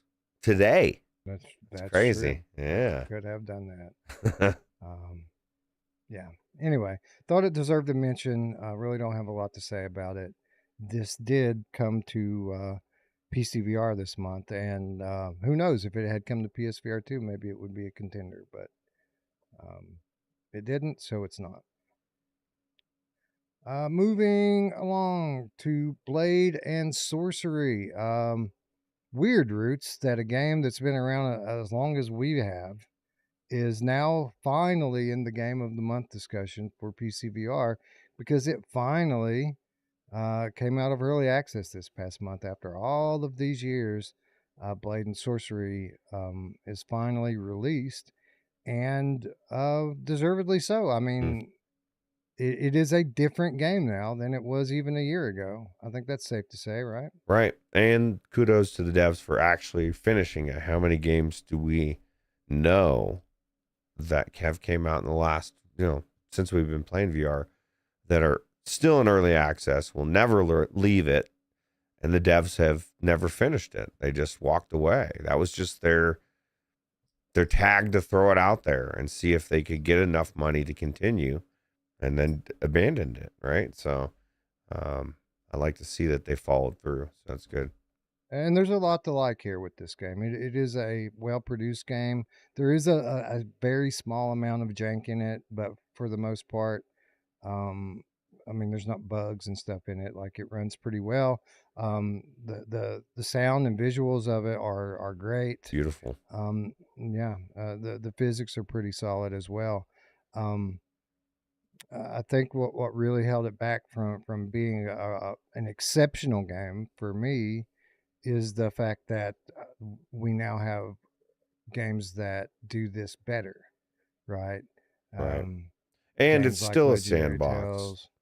I mean, I mean, it's kind of. I mean, it is a different game. It's just not like if you were saying, dude, I want to play a really story based, dungeon crawler, I'd say don't play this. This is more of a sandbox, and it's got story elements, but it's not a story based. It's not Well, in I that mean, respect. to be fair, Legendary Tales isn't super strong in the story department either. It tells a story in a very similar way. I mean, you don't find clipboards laying around in Legendary Tales that tell the story. You talk to people, but there's no voice acting. I mean, you have to read what they say, so it is kind of similar in that aspect. But what Legendary Tales does that this game doesn't do is a lot of things. First of all, it's in a large open world that you traverse to make it to certain areas and complete your objectives. Second of all, it's 4-player co-op if you want it to be, but it's just as fun by yourself. There is with Legendary Tales, there is a much larger variety of weapons available to you. There are deep character progression trees. Like, you wouldn't believe how deep the progression trees are in Legendary Tales, man. Like, it's a game that's going to take dozens of hours to play through, and you're not going to unlock half of it during a single playthrough. There's just so much that you can progress in it. The very detailed progression is probably the strength of the game. It's got game structure, Looper says. Yeah. Yeah. So So while I did enjoy my time in Blade and Sorcery, and at an earlier period in time, I probably would have gone in and played it some more. Not the sandbox, mind you. I don't like sandbox, but the objective based mode that they have in it now called Crystal Hunt. I did find it pretty fun. Um, that it does kind of shuffle up the levels for you. Main fan left a comment on our video. Just because the outside of the level looks the same, once you go into the castle, the structure and the levels change up. So you do get those repeat entrances, but that doesn't mean it's the same level. It can I be very gotcha. different. And we only played the beginning of it. I mean, if you look at the trailer, it's obvious that there's a lot of stuff in Blade and Sorcery Bosses that and shit. Yeah. that we didn't experience. We were just playing the very beginning of the game. So I'm sure it does get better. But even at that, like games like Grimlord, games like Legendary Tales, even Undead Citadel, all provide a better first few hours to me than Blade and Sorcery did. So I would call it an average game, slightly above average at best. Um, but there are better games to play, and that was kind of my takeaway from it. Game of the month. Could be. It could It be. could be. I mean, when we put up against BlackForge, I don't know. I don't know if I would vote for it over Journey to Foundation, though. To be honest, like I would definitely pick it over BlackForge any day. Having not played BlackForge, I can say that definitively. Well, what about Blade the and next Sorcery. one? Would you pick it over Well, the the next next one, one? Not having then played that one either. no, I have not played the next one, nor do I intend to. Um, let's go ahead and talk about it. U-Boat, the Silent Wolf VR, hit Steam this month as well. Um, I don't know what to think about this one, man. It seems like it's pretty polished in what it does, but what it does is put you in a submarine and simulate um, basically uh, being a crew member on a U boat in World War II. Um, it seems pretty limited in scope. I think is what the issue is with it here. Not a lot of variety in your environment. Not a lot of variety in what you're doing at period. But what's here, I think it's kind of similar to BlackForge in that it doesn't do a lot, but what it does pretty well. Man, it's like part of a game, right? So if you Right. ever wanted to be in a U-boat and have a periscope and shoot some boats, or I don't know. I mean, I think it's kind of cool, but I mean, I don't know that it's something I mean, there's a reason why I didn't rush out to try to play it either. So Right. I'm curious if anybody in the chat's played this either. Um, Yeah. Yeah. I listed it here as a mention because it did come out on PCVR this month, and PCVR had a relatively slow month. So we wanted to make sure that we highlighted games like U-Boat and BlackForge, even though we didn't find them compelling enough to try them. We did want to inform people that these games are out there, and I'm sure that there are some small niche groups of people who enjoy these sorts of games. And if that's the case, you guys should go check them out. Yeah, absolutely. Grandpa Barbecuer Game Cats wants to know: have we heard if Sony's going to start producing more headsets yet? Now they're doing a crypto exchange now. I don't know. Have we heard, Wes, if they're doing any more headsets? No, but we wouldn't necessarily hear about that. I think the only reason that we heard about them stopping production is because there is clearly an agenda in certain parts of the media to attack Sony in particular, and especially when it comes to VR. So I think if they're making them again, we wouldn't know it. But they very well might not have been making. I have heard from some people that they're starting to go out of stock in certain areas. So if they're not making them again, they'll probably start restocking them pretty soon. Yeah, absolutely. Anyway, nobody in the chat saying anything about UBOAT. Nah, no excitement about UBOAT. I had the same response last when I saw it on the list. I was like, I don't know.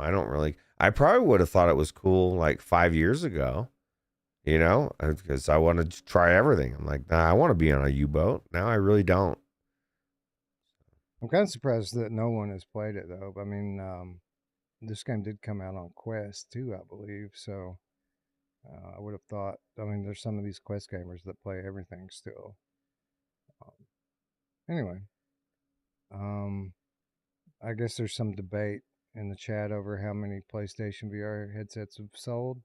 Alien Isolationist thinks that there will soon be at 2 million. Alien Isolation said that they sold 600,000 in the first 6 weeks. Well, that may be true. That very well could be true. I don't know how many they sold. I do know that Sony doesn't seem like the sales are enough to warrant supporting anything these days, like outside of what they've already done. Like to me, this in a lot of different ways, they've just signaled, look, VR's not making us the money we thought it was going to be right now. So we're not abandoning it. We're just not pumping money into it. We're not even going to give you your fucking platformer game that you Astrobot. So like they kind of signaled that to me, that it just hasn't been profitable. It is what it is for whatever the reasons are. And we've listed a lot of them. COVID, the delays was a big one. By the time it came out, the hardware was somewhat outdated. Someone in the chat is saying they need to compete with everybody else and put pancake lenses in there. Like maybe they will on the next one. Who knows? Yeah. Oh, they definitely will on the next one. The question is when the next one going to be? Is it going to be 5 years later, 10 years later? Nobody knows. I wholeheartedly believe there will be a next one because I believe in the technology and I believe it's going to take off. And I think even if they're not planning on it right now, that eventually that there will be a 3. I just don't know when that will be. Yeah. And I think most of us were just hoping that Sony would take a page out of Meta's book this generation. I mean, they knew that it wasn't going to do gangbusters from the beginning. I mean, that's what Jim Ryan even came out and said. He said that we believe in VR. We believe that VR's time will come, but it's not close. It's not. I think that they very much did PSVR 2 just to kind of stay in the game, right, so to speak, and bide their time until the time did come. But I think most of us were hoping that they would have taken a page out of Meta's book and at least invested a little bit in trying to make that happen a little bit sooner. Lose a little bit of money just to kind of further the technology along. And it doesn't seem like they're willing to do that. No. Well, we always hear what the frontmen say, right? The public people. We don't get to hear the conversations of the investors and the chairs. And they're like, we need to fucking make money. And like, it's at the end of the day, everything sounds good, but it's a business. And, like investors want to make money and you know, they're that's just what it is. Yeah, it kind of sucks, Yeah. but Yep. And who knows? I mean, that they could change their policy on a dime tomorrow. Like, it's not like we know what they're doing and what they're not doing. We don't know, but people are assuming now, since Astrobot's not coming, that's a pretty big sign that it's not going to go the way we thought it was going to go. I'm taking that as a sign, but that's not the only sign. I've saw about 15 signs leading up to that one. That was just like the big in your face fucking middle finger, like I don't know. So. You say that like they had a PSVR 2 with the little Astrobot doing the "Who's Your Daddy" dance on top. Yeah, it's almost like yeah, exactly. I don't know. I'm sure it wasn't intentional, maybe, but I just feel like it's just very, very unaware of reading the room. Like they just didn't do a good job of that at all. So anyway, that wasn't what killed it for me. It was when we didn't get UBOAT, the Silent Wolf. And that was a pretty big sign to me that it's just not going well. That's why you're boycotting the PC version. I get it. And that's it. Not going to play it. Anyways, Alien Isolationist says Capcom says they love VR and how great it works for Resident Evil, and they look forward to future projects. Yeah, I think every Resident Evil going forward is going to support VR in some capacity. I think they have it worked out in their game engine now, so that it's not a lot of work for them to make the Resident Evil games into VR games. I think it's great. I think they know it's the best way to play their games, and I think they care about that, right? They care about being able to provide gamers that type of experience. It's smart. They're future proofing themselves, and they're putting their games out to two different audiences at the same time, and all these other developers are fucking stupid. Sorry. Like it's very short-sighted. It's because it takes time and investment now. But Capcom has proven that it's now easy, and it's just a second. It's just make the new game, and it just comes out on both. And once you've invested that time and money, you don't have to do that again. So hopefully more right. developers will take that, or companies will take that stance. Well, that's kind of what Flat to VR Studios is all about, is proving this. Proving it to all of these flat studios that your game can be a VR game too, and it's not as hard as you think it is. Yeah, true. Anyways, one more nominee for PCVR this month, and that is the latest VR adaptation from Cyan. Riven, the sequel to Myst, launched this month on my birthday for PCVR and Quest as well. Not only that, but this is a full-blown remake that's available to play flat. Classic puzzle game here, Ruuts. Almost as legendary as its predecessor, Myst. But I gotta say, I like this game better than Myst, I think. I haven't played much of it, but it's way cooler. Like even just the way that like it starts out with the guy, I'm assuming that guy's from Myst at the table, and then like when that dude steals my book and then goes on that zipping thing and goes around there, I was like, what the fuck, man? It just the environments are super cool. I'm a little daunted. I'm at the first puzzle and I forgot what you told me.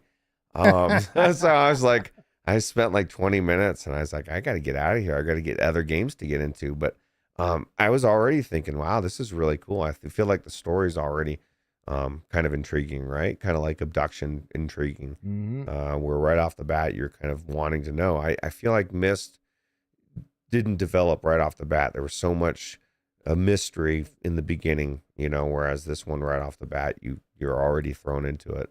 So it's cool. Well, there was a lot more reading in Myst right off the top, and like you have to put an hour of reading in right off the top of Myst to fully understand the story. And since Riven is a continuation, you don't really have to learn that about it. You kind of know the scenario a little bit coming out of Myst, how the world is, how you can interact with it, the different ages and what have you. I don't know. I think that um, you can tell that this is a more modern game than Myst. Like immediately, it feels like a newer game. And I don't know if that's up to the remake because I didn't play the original. The original Riven may have been just as much of an advancement over Myst as this one is over the other VR version of Myst.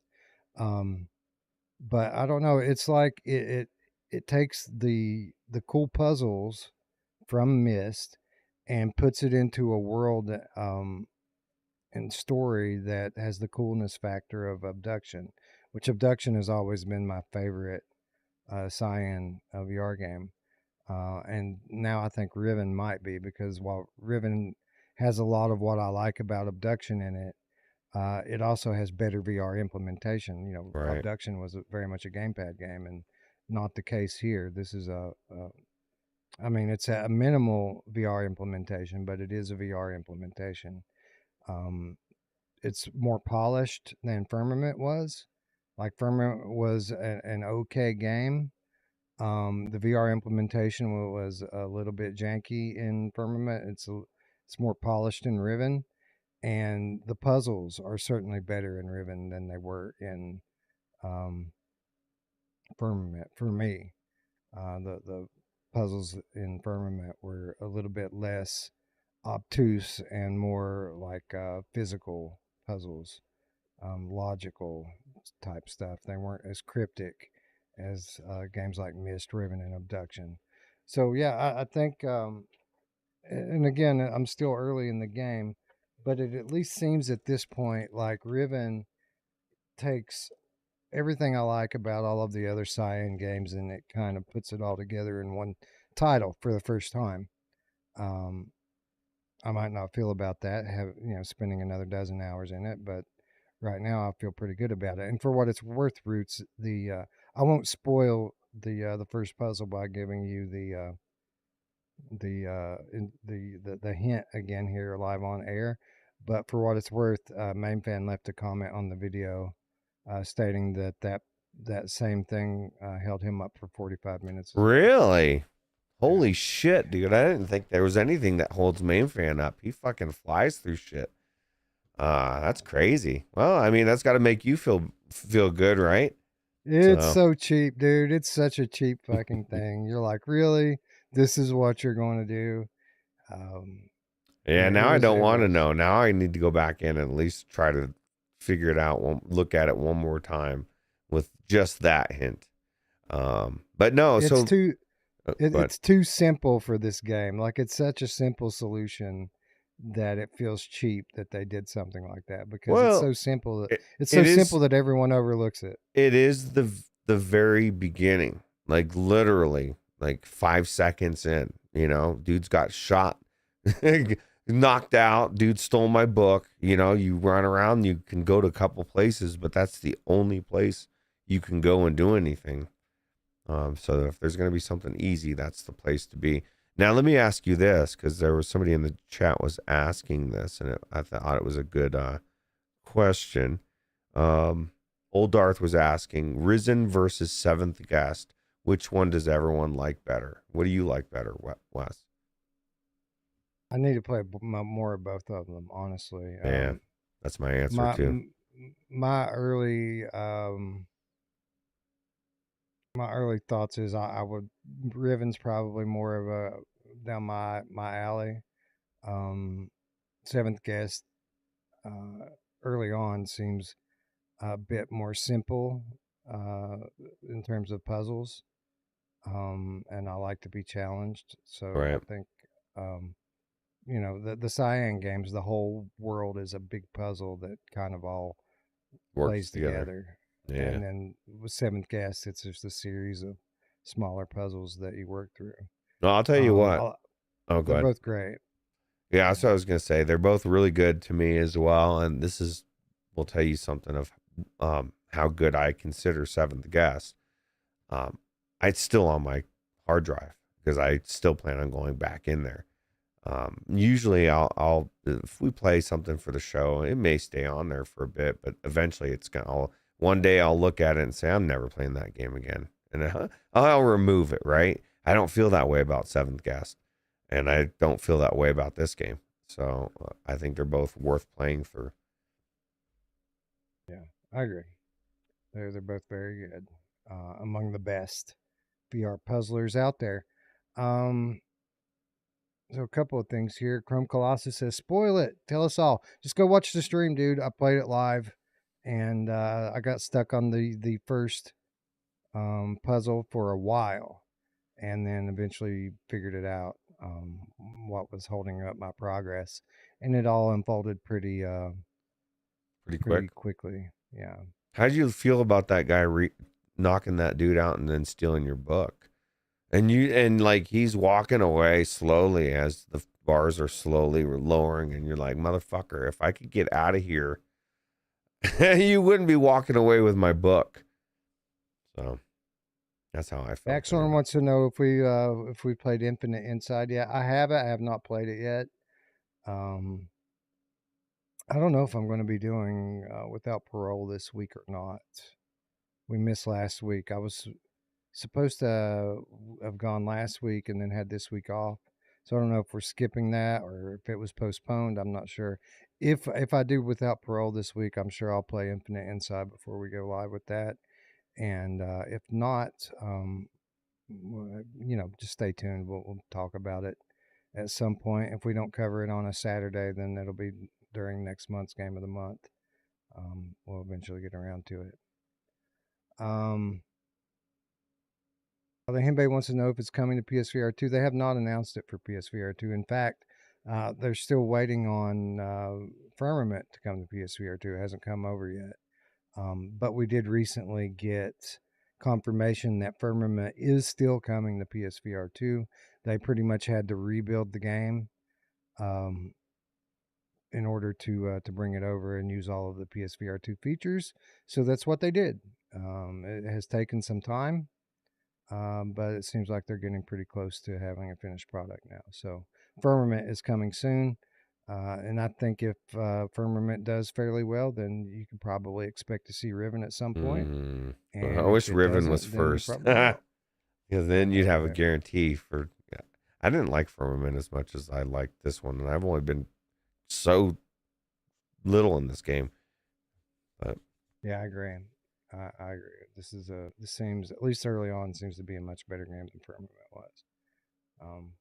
Which is surprising because Firmament was the first game built from the ground up with VR in mind, from Cyan, and it just it wasn't great. It was a very good game, but not great VR game. Well, how about this though? That's good actually. They learned. They didn't make the same mistakes in this iteration, right? So Philo wants to know if he has to play Myst first. You don't have to. Chances are you're going to be pretty confused either way. It's not a very straightforward story. It's kind of hard to wrap your head around. So even if you play Myst, it's not guaranteed that you're going to fully grasp what's going on here.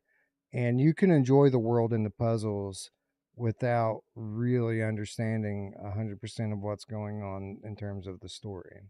I don't know what's going on, and I enjoyed it. This is the thing. I think you'll just it'll be more intriguing. I'm curious what the fuck is happening. Well, I know that you can travel through these books. I thought that was cool. In the beginning, he's talking about how he gives you a book and says that it's going to appear to be a way out, the only way out of this world, but it's actually a trap, and you're trying to get somebody to get it to somebody, right? That's why I was so upset. I was like, yes, I got the fucking book. And then somebody stole it. I was like, dude, that's my book, bro. Like, I just think of that guy, and he's like shaking his head. I hadn't only had it for like 5 minutes, Wes, and it was already stolen. Oh, dude, listen to this, man. Like, so I start streaming this game, right? And the guy gives me the book, right? It's a prison and a book. It's meant to entrap the big bad guy from the age that you're about to visit. And I'm kind of just messing around at the beginning. I haven't even left the room yet. I'm still in the same room that the guy was in, and I'm just kind of messing around trying to learn the controls.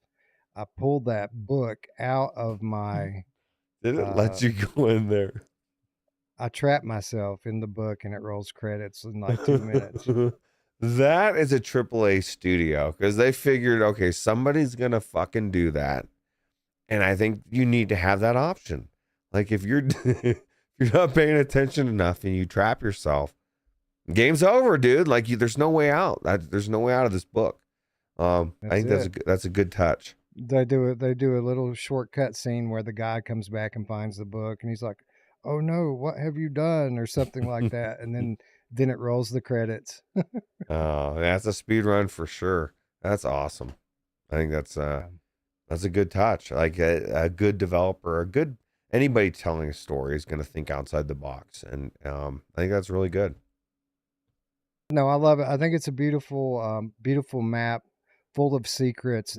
Exploration and uncovering secrets is probably the thing I love most about video games. Like, it's something that captured my imagination from the first time I walked through a wall in the original Legend of Zelda. Like that's when I got hooked on video games, and that's what these games are. It puts you in a big mysterious map that's just full of hard to find secrets, and you have to unravel it all. So these games are really right down my alley, even if they are a bit complicated at times. And this is a great VR adaptation of a classic game, and there's so much I love about it. I love the maps. I love the traversal. It makes me sad that you didn't at least unlock the rail car to get a ride around I the saw it island. though. I saw him zip around. I was like, oh, dude, I'm gonna ride on that thing. It's gonna be cool. I hope you do. I hope you go back into it and do it. Oh, I'm definitely going back in. Yeah. Getting stuck in that book, that story, that's enough to pull me back in. I think it's like it tells you a lot. It tells me about the depth of the game and what's like that type of stuff means more to me than all the interactions with all these chintzy ass objects that you don't use. And like I think that's why I would rather have a game like this that has minimal VR, but it's real VR activity, but it's just got so much depth to it. So. Or you could go into the blacksmithing simulator and craft things. I could. I might just go endlessly. What I think I'll do is I'll go into this first and then trap myself in the book, and then I'll have an excuse why I can't go in the simulator of the blacksmithing forge. I was stuck in the book. Or you could be a crew member of a U-boat. That's true. That's true. Enemy ships. Yeah. Well, that may be cool. I don't know, but I imagine it probably is for an hour. It's probably pretty cool for an hour, but it's cool like the same way that War Remains is cool. Like it puts you in the shoes of a different time period, and it's pretty cool to get to experience the traumatic events that our grandparents had to live through. That's pretty cool. But when you put it next to a full-fledged puzzle adventure like this, it pales in comparison. I would almost beg to say everything on that list kind of pales in comparison next to this. Although there's some that are, up in the, like, right below it. Yeah. Honestly, when I put this list together last week, before having played all the games, I expected that we would have a pretty strong debate here between Blade and Sorcery and Riven. But as it turns out, I really don't think we do. I think that this is hands down a Riven month. Yeah. And that it's definitely the PCVR game of the month. Yeah. Yeah. It's definitely the best PCVR game on the list. And it's an amazing game.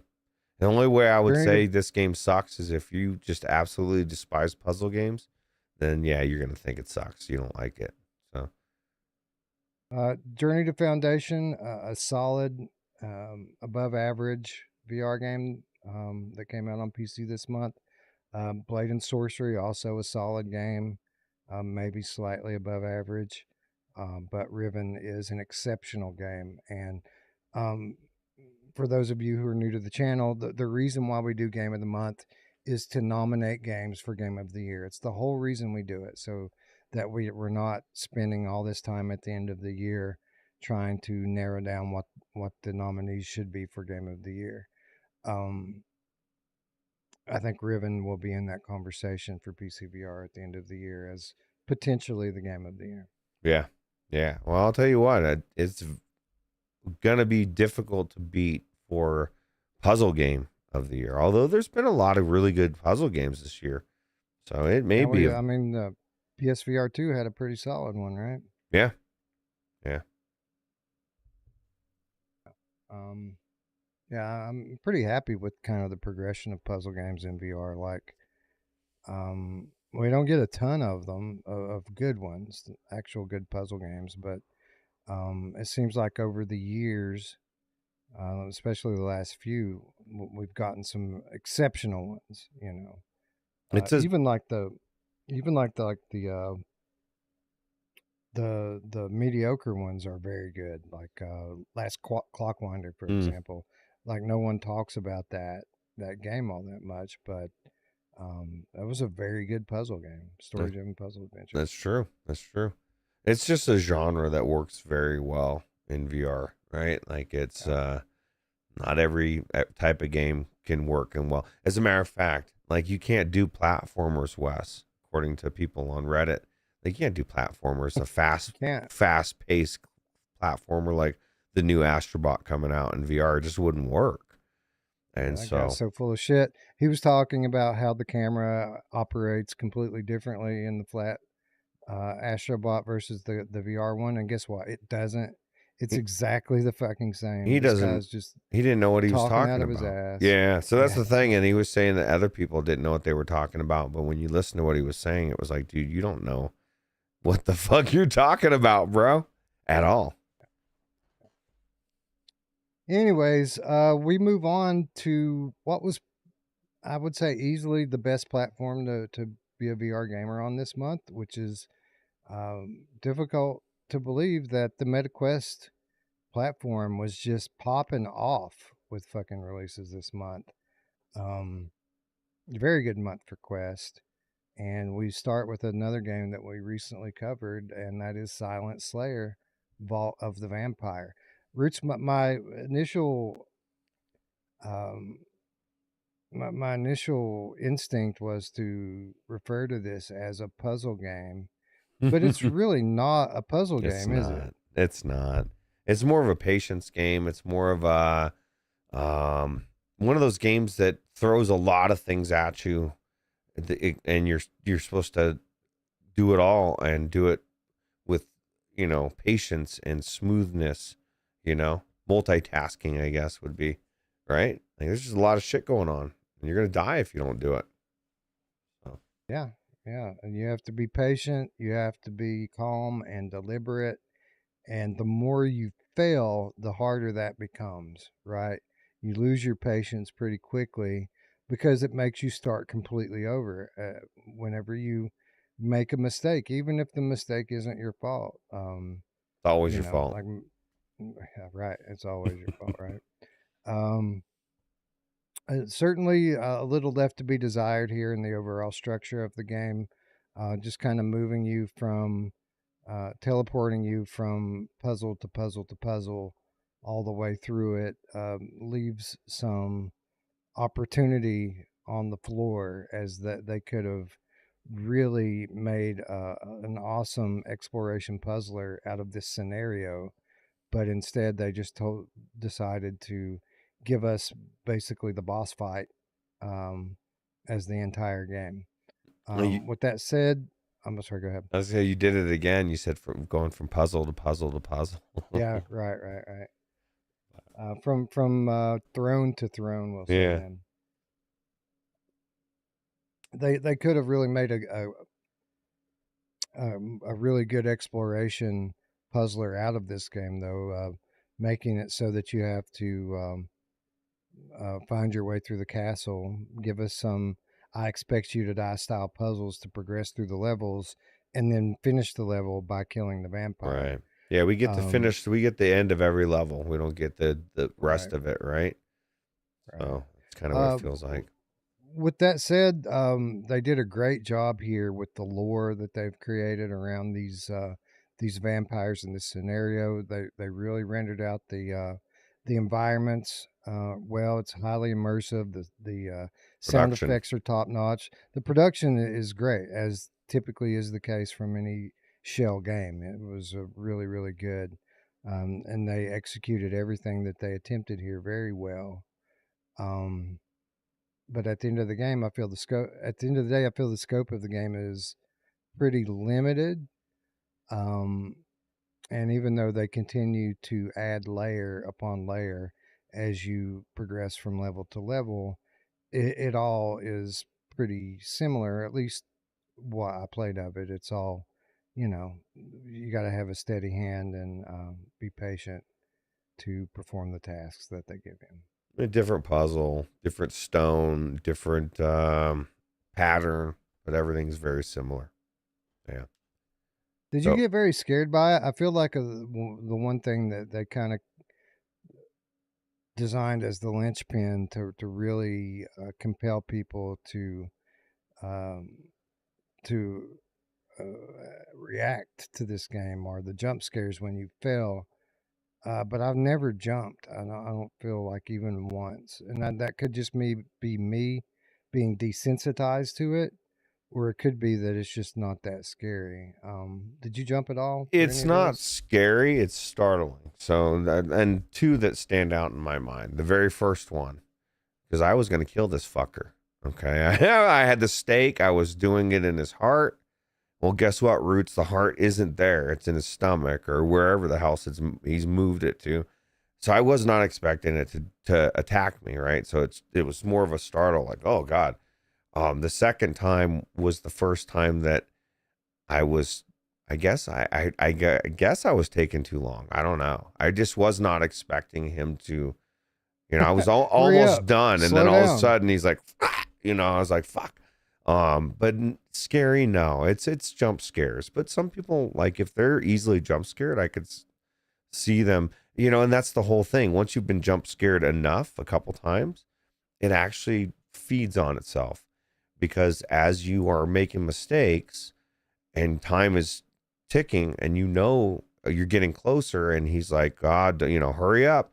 You're getting close, so you're expecting it, and so you're trying to do it, and then you're focusing on that, and like it goes back and forth, and you have an app to get potentially jump scared. So You know what it reminds me of? It reminds me of Five Nights at Freddy's VR, in the type of scariness. stuff that you're doing, like working on things, these little like tedious mini games, and then if you fail, you get jump scared for it. Um, Five Nights at Freddy's obviously has a much wider palette of things to do. But with that said, I think I enjoyed Silent Slayer quite a bit more than I enjoyed the Five Nights at Freddy game. I think this is more well done, and as limited as it is, it seems to have a bit more in terms of complexity to what just you're doing. just listening to the narrator and all. I mean, I said it when we talked about it. I usually skip that kind of stuff. I didn't want to skip it because I wanted to hear what was being said. So that says something to me. Looper says the heart actually that there's a pulse, right? You can hear the pulse of the beating of the heart. So Yeah, I imagine that would be really cool with the PlayStation controllers too, because it yeah, was cool on the Quest. yeah, I agree. Mr. Lord Beavis wants to know if anyone failed the first one. I didn't think I failed the first one. It took me a few times to get through the third one, though. The one with all the strings that you had to cut. I don't know if it's my eyes or just a flaw of VR, but I had real trouble detecting the depth on those strings, and I kept plucking them on accident. It didn't even look like my tweezers were close to those things, and I was touching them. So the way I ended up getting through it was just snipping it way before it looked like I should be snipping it. Like I would move in closely and snip. Okay, it didn't get it that time. I'd move a little closer, snip. All right, that one got it. But for some reason, my eyes could not register the depth on those strings. And I was wishing to myself, man, I wish I had varifocal I was right now. I was literally just about to say that's what we need varifocal lenses for, is those little Yeah. things that we don't even realize that your eye thinks there's depth, but it has a hard time seeing it. So I was putting my face right up to it, man, just trying to catch it from an angle so I could see the tweezers going over the wires, and I just never saw it. Like I would always pluck it first. You know who always plucks it first and likes to get their face right up on it?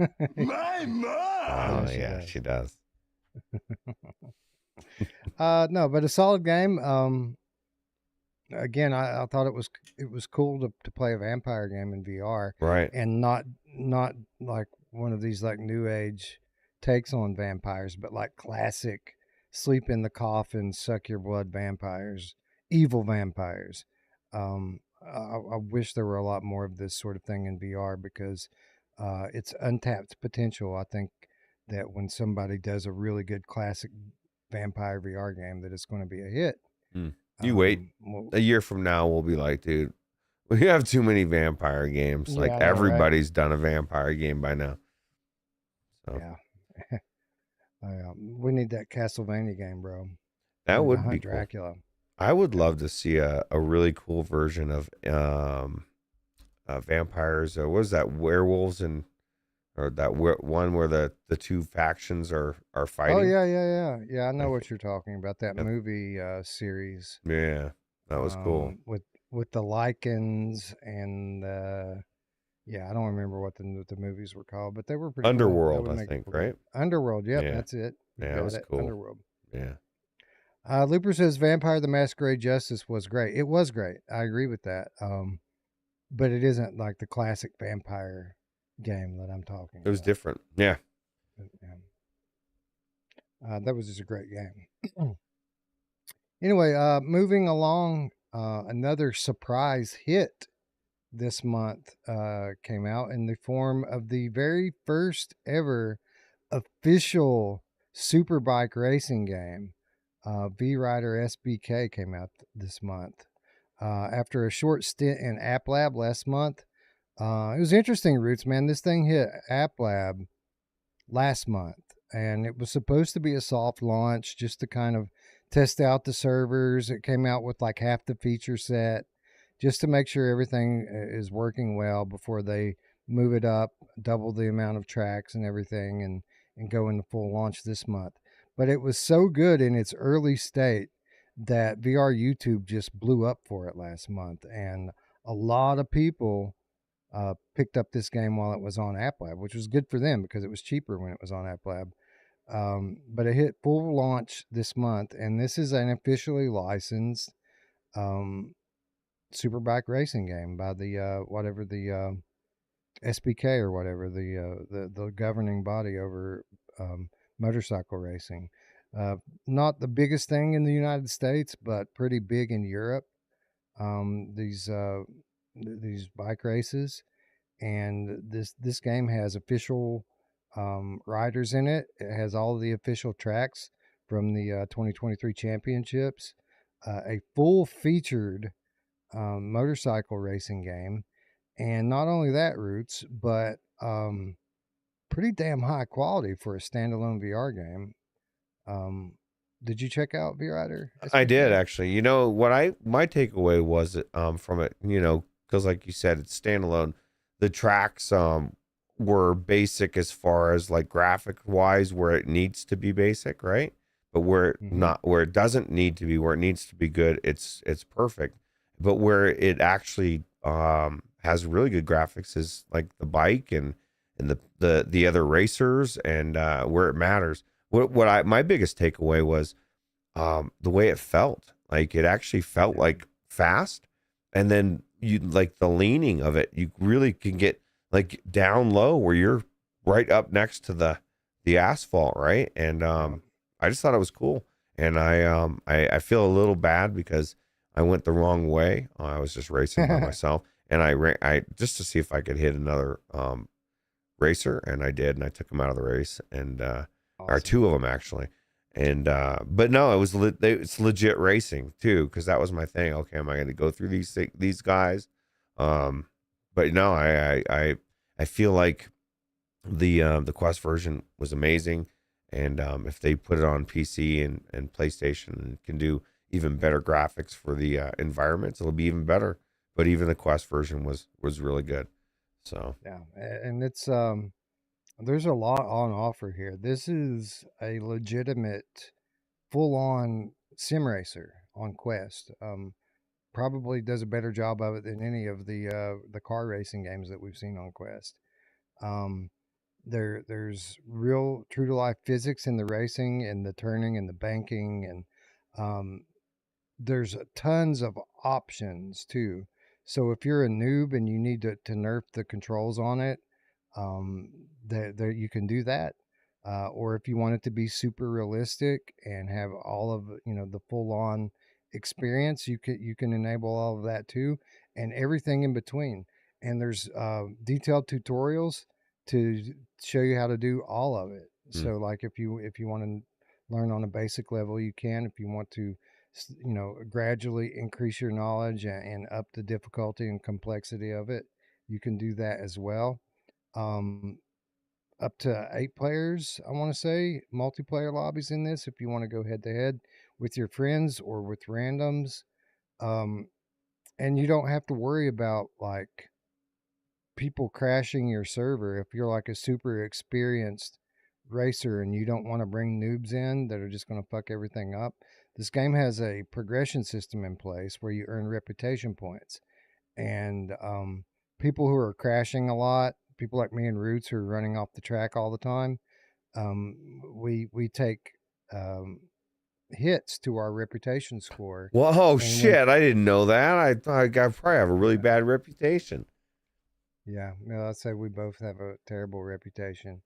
Um, but for players, when they set up their multiplayer lobbies, if they want to go public with it, you can put a minimum reputation score on that, Really? so that Wow. no scrubs get into your lobby. Oh God! Now I got to get good. I want to get into everybody's lobby. The thought of a lobby being out there I can't get in, that's bullshit. Discrimination. Bullshit. It is. Like we should all be treated equally. It's not our fault we suck. That's right. Somebody was saying that in the chat that the problem with motorcycle games is there's oh yeah, old Darth, that there's not a good controller for them. Well, this one has you grab the things and you literally lean. So it's different than any racing I've ever done. It's kind of what you would do with a real motorcycle, right? So Yeah, so there are options here that you can kind of tweak it, but by default, when I played it, and I played the app lab version of it, but when I played it, the default control method had you actually turn the controllers in so that you're holding them there like handlebars, and the way that you turn, like Root said, is you lean like you would on a bike. That's how you turn on the track. So it actually is quite realistic in the way that they have you use your motion controllers in this case. yeah, that's cool. You can go over 200 miles an hour in the thing, but in order to hit those top speeds, you have to maximize your aerodynamic profile. So, like, if you want to hit the top speeds, you have to like kneel behind your windshield in the game so that you cut down that last bit of wind resistance and hit your top speeds. Tons of real life bikes from real life manufacturers that you can unlock and upgrade as you make your way through the game. I mean, it really is a complete sim racer for fans of motorbike racing. It's impressive. Yeah, I think it's super cool. I thought it was cool. I enjoyed it.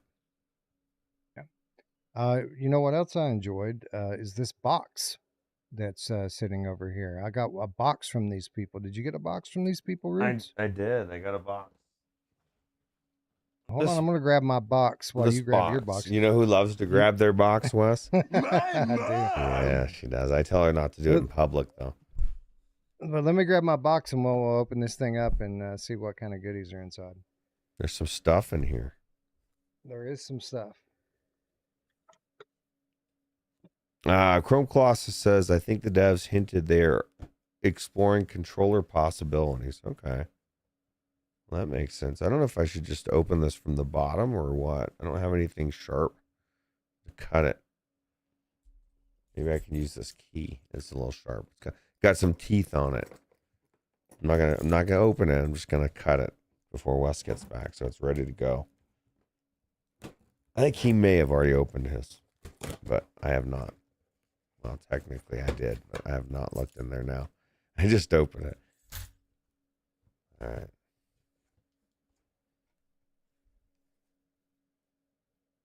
Yeah, it's true. Well, I mean, this is the thing. If you can't even go into this other race, and because it's just not letting you, and only good people that are really skilled, because they want that in there, it's good for everybody. What's in the box? Right. Oh, you know who loves what's in the box, Wes? The Justin Timberlake version. So the box is pretty cool. It's this. It says some kind of motorsports on it. A Power Gear Motorsports box. I know mine's fading in and out of existence at the Enchantment Under the Sea dance. So you guys might want to pay a bit more attention to Ruuts. Ruuts, could you put I can't see what scene we're on, but put like the opening thing on with this our pictures a little bit bigger. Oh yes, that's a good idea. Anyway, there I we have go. opened this box. I haven't looked at everything in it, but there's a couple cool things. Have you looked in here at all yet, Rick? No, I just cut it open. So I'll let you, I can't see you, so I'll let you describe to me what you're grabbing first, and then I'll find out. Because there is one item in here I haven't opened yet. Okay. I don't know. What is this thing? Something red. Something wrapped in red. All right, we'll start with that. That's the one thing I have not yet opened. Oh, really? I have no idea what hey. What are the odds that I picked some the kind one of thing? A poster or something, maybe? I don't know. Seems like something rolled up. Is what it seems like. It's a treasure map, Ruuts. Oh God, let's go get the treasure. It's a poster of the holy shit, the top crypto. That might be one of those fat heads or something. Those stickers. It's so thick. Oh, it is. It's either a vinyl poster or it's like got a. I mean, this thing's pretty sweet. I can't get it to come through on my thing, but yeah, I don't know if it's a vinyl poster or what it is. Really thick though. You know who loves it when it's thick, Wes? My mom. Yeah, it's cool. Well, looking at it, man, I do think this might be a sticker of some sort, because if you look at the edge of it, it's like, I don't know if you can peel it or not. It looks like you might be able to peel it, but it's super thick and heavy duty. VRider SBK poster. I'm gonna let Wes peel it first when he tries. I'm not gonna do it. He's like, I'm not ruining it. Even if it peels, I don't want to peel it. I would rather frame something like this. That's true. That is true. Peel it. Oh wait, here's some actual stickers. Oh Wes, there's a game key in here. Where is it at? I didn't see that. It's a piece of paper, but on the back it says for promotional display purposes only. I just threw that shit on the ground. I didn't even know that there was anything in that. Yeah, so we could give away these keys now if we wanted to, right? Who wants to do that? I mean, I want extra copies of the game. Yeah, we don't want these guys to. Well, it'd be cool to play with them. Look, we got these in there's these VRider stickers as well, right? Well, there we go. So we do have game keys here. Ruuts has one and I have one. What do you think, Ruuts? You want to give one away right now and then do a giveaway in the comments? The comments for the I do. What do you think about this this really cool VRider keychain? That's pretty cool. Like this keychain here. Now that I think about it, I remember this one being in the design phase. I'm pretty sure that this was made by our good friend Mr. Tassel. That's what I was thinking. Looks really cool. Yeah. VRider SBK filament 3D printed keychain. Tons of cool stickers here. They gave us a fucking stack of stickers, didn't they? There's like 5 or 6 of them here. Pretty awesome, dude. That is awesome. It would have been nice if they didn't crease up the big one, but that's okay. Yeah, it's all right. We put a book on it. I want to hope it gets straightened out. But no, that's cool. First people in the chat that can name the manufacturer or of any of the bikes in this game will win a game key. Oh God. Is this Quest 3 only? No, it's Quest 2. I played it on Quest Pro. Well. So yeah, Quest 2 as well. I should have picked a question I knew the answer to, Ruuts. Old Dark said 42. Honda, yeah, I'm pretty sure Honda is one. I think SpryGuy just won. Let me verify that really quickly. I'm pretty sure I saw a Honda in there. Yeah, I'm almost positive. I just want to be 100%. Oh yeah. So give me just a minute. I've got this in my email because I wrote the press release for this game. High Octane VR VRider SBK. If it is, if Honda is it, let me It is. Okay. Because let me so even the app lab version just had 5. I think there's a lot more than that now. But in the app lab version there was Ducati, BMW, Kawasaki, Honda, and Yamaha. So yeah. So congratulations, VR SpryGuy. So let me send it to him right now in real time in Discord. Spry, if you don't mind helping us out, because I'd be curious. I mean, I'm assuming it's going to work, but then on the back, for promotional display purposes only, makes me wonder if maybe it isn't. If it doesn't work, I will. I'll get you a key, dude. I know where to get them at, so I can assure you that if that key doesn't work, and there's no reason it shouldn't. It should. I'm sure it is. I just get paranoid, and then that way we know we feel better about it going forward for the other one we're about to have everybody. But like you said, I guarantee they would. Well, either way, we would even buy it for them if we had to. Anyways, Ruuts, that's the key. Again, if you're watching this and you didn't win in the chat, if you're not VR SpryGuy and you'd like to win a copy of VRider SBK, make sure you're subscribed and leave a comment in down below after the show's over here, and we will draw another winner next week. Ruuts, I thought for a moment we were going to make it through a week without a giveaway, but VRider comes through and saves the day. Hell yeah! All right, We're turning it into old school Q2C over here, giving away. Dude, I know, man. Except for we're doing it a little bit easier without everybody screaming that we're cheating and unfair. Right. We're not giving away 24 game keys every episode. This is fucking crazy here, dude. This is one other. Well, I guess there's other things. Is it inside? There's a big thing. There's this big thing right here. Yeah. Big things, Ruuts. I guess I should show people the big thing. You know who loves a big thing, Wes? My mom. This big thing in this cloth case. Yeah. Here, this is fucking insane, dude. And there's actually 2 things in here. There's one thing, and then there's a thing inside the thing. Really? I don't see the thing. Oh, yeah. Okay. Well, let's show the thing inside the thing first. Yeah. Boom. VRider SBK trucker hat. Yeah, dude, this badass. Awesome looking hat. Probably go pretty good with my Synapse shirt, as a matter of fact. Yeah. If I wanted to wear 2 different VR games at the same time. And you would never get rid of Spider-Man. That's crazy. But this is a high quality embroidered hat. It's not like those cheapo Ghost of Tabor hats that have a patch sewn onto them. This is embroidered. This is nice stuff here. Talk about nice stuff, Wes. This is insane, dude. Yeah. This is fucking crazy to me, dude. I thought you might enjoy this one, Ruuts. Like this is like legit, like insane.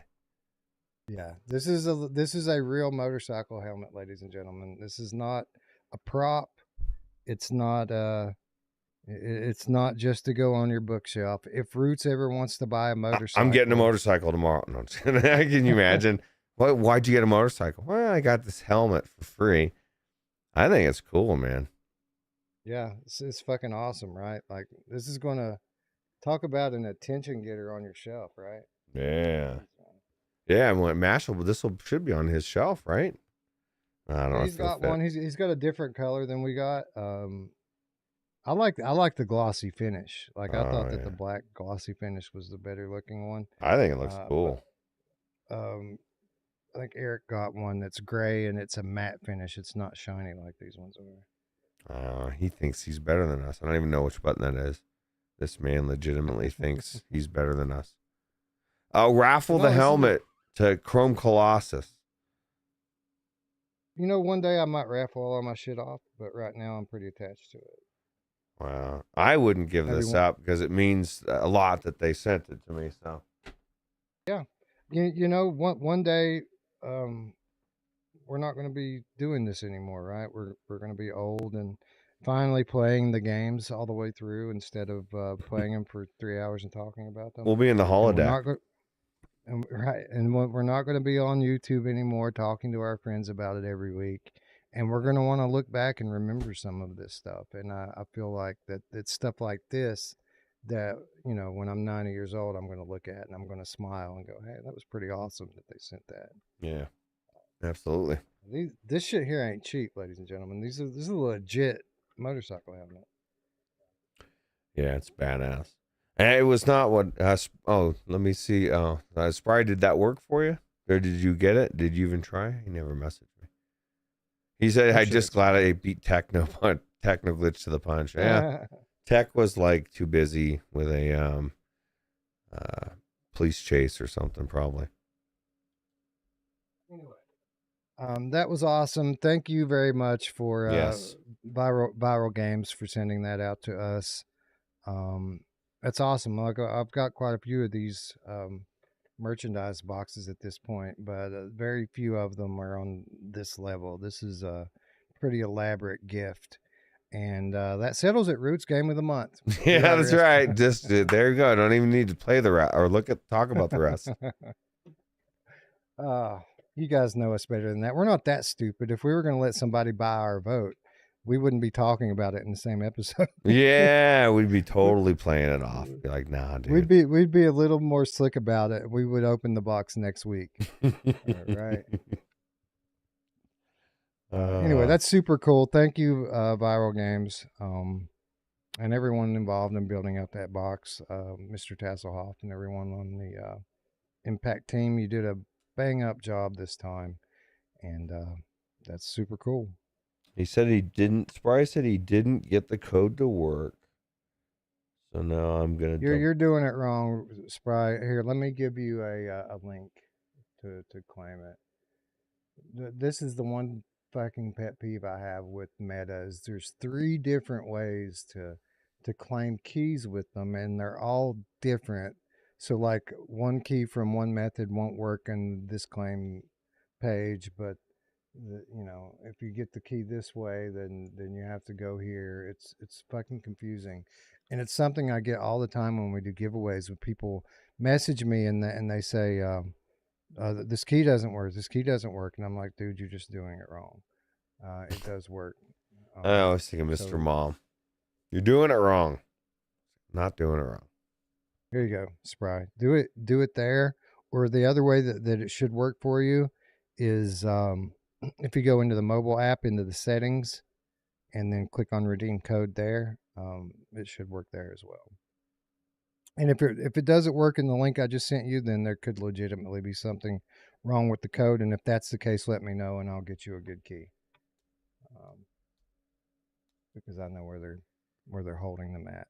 I have access. I have clearance, Ruuts. You have clearance.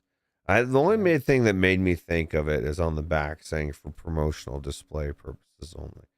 I'm like, this might be like I don't Like know. a fake key? That would It, be weird. it That would be would a be weird weird. choice. It would have been weird. What would be cool is if they'd like punched a hole and attached it to the key ring, the That'd be keychain. so weird. Like we wanted to give you this fake code just so you could see what it would look like if we actually wanted to give you a code. Yeah, just in case you didn't have the game, we wanted you to feel like you might have it for free. But we're too cheap, even though we just sent you this really expensive motorcycle helmet.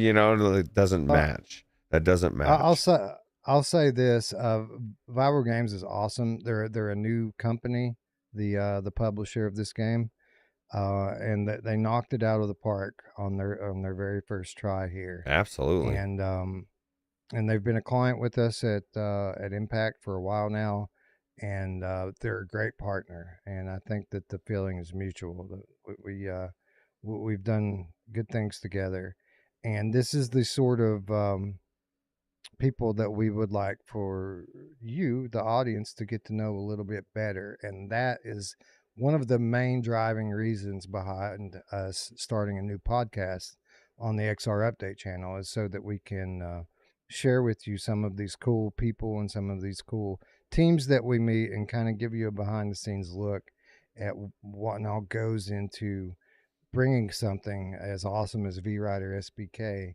to the to market. Yeah. Speaking of crazy rides, I was just saw an article today where they've got this roller coaster that literally is a euthanasia tool. It like will kill you. Yeah, how crazy, right? I thought the same thing. I thought, what fucking world am I living in? And I was thinking, just as somebody was talking about turning the helmet into a VR headset, and then it just made me think of that article and thought of like, why not let mass produce Palmer Lucky's headset? You know what I mean? Like if you're gonna go out, if you're gonna kill yourself, Yeah, euthanasia style, why not go out in VR, right? You could do that'd be it, and great, man. you wouldn't know when you were gonna die. I could see Could you that imagine? being a thing. Could you imagine playing something like the new Contractors Showdown or something? Only If you get shot, you die in real life. when you get shot, you Oh really die. god. I bet you would fucking play way different, Oh yeah. Ryan Brandon wouldn't be running around like he dude. does I would crazy. I would find a place to camp in the center of the map, like in like a 3-story building. I'd go to the top floor inside of a window or something. Just pick My back everybody in the off. corner. Yeah, my back in the corner, watching for somebody to come up the stairs, and I would just sit. I would not roam.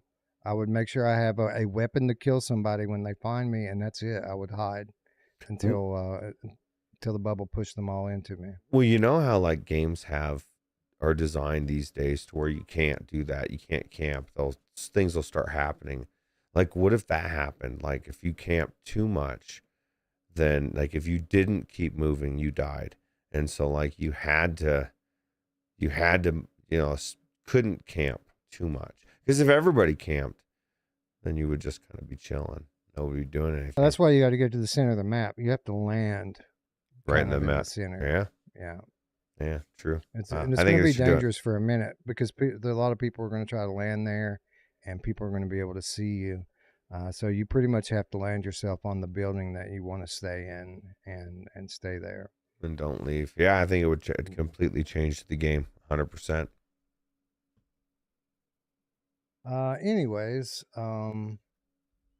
I guess we should probably move along here. I had something. Oh, I thought it was funny that that you're watching this stuff about roller coasters. I've been watching roller coaster videos too this week. Really? Yeah, because I've been thinking about taking the family back up to Kings Island. It's been a while since we've been up there, and we used to go every year. But it's probably been 3 years now since we've been there, maybe even longer. SpryGuy said the code word, by the way. Oh, nice. Anyway, for whatever reason, I started watching roller coaster videos about Kings Island to see what the park's different now or whatever. And that led me into watching these documentaries about people dying at amusement Oh, parks. wow. And I watched one today about Kings Island, about these people that died there, and they had 3 people die at the park on the same day, and it was two completely unrelated incidents. Oh my God. That killed these people. It was the freakiest thing ever, man. It makes you wonder. I mean, I don't like to study astrology or anything, but sometimes shit just seems like it was in the cards, right? It's just too crazy to be coincidence. And this was one of those things, man. Like there were so there's this place called the Oktoberfest Beer Garden in Kings Island, and one of the things that they have there are these ponds. Like there's koi fish in the pond. It's a big artificial pond, right? They have pumps and stuff in it that are moving the water, but there's real fish and stuff in there. Um, anyway, apparently one of these pumps malfunctioned that day, and they didn't have circuit breakers installed on them, so the pond became electrified. And some kid stuck his hand out. They had fountains blowing the water up in the air, and some kid stuck his hand up, and the water, I guess, electrocuted him, and the shock sent him over the rail into the water, where he began convulsing in the water. So his friend sees that and just dives in after him to try to save him from drowning, and he starts convulsing.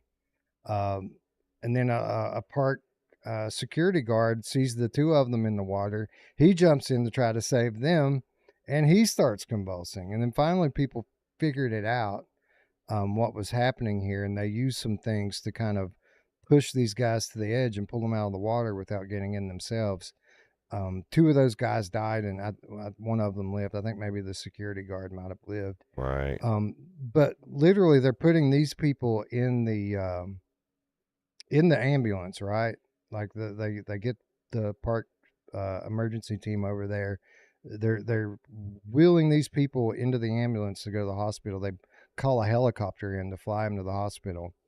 As the helicopter's taking off to come there, across the park, completely across the park on this other attraction called Flight Commander, this drunk lady, the ride puts two people to a car, and it has a joystick in it, and it allows you to it takes you up in the air, and you can kind of determine how intense you want it to be. You can use that stick to do barrel rolls, or you can just kind of bank the turns a little bit.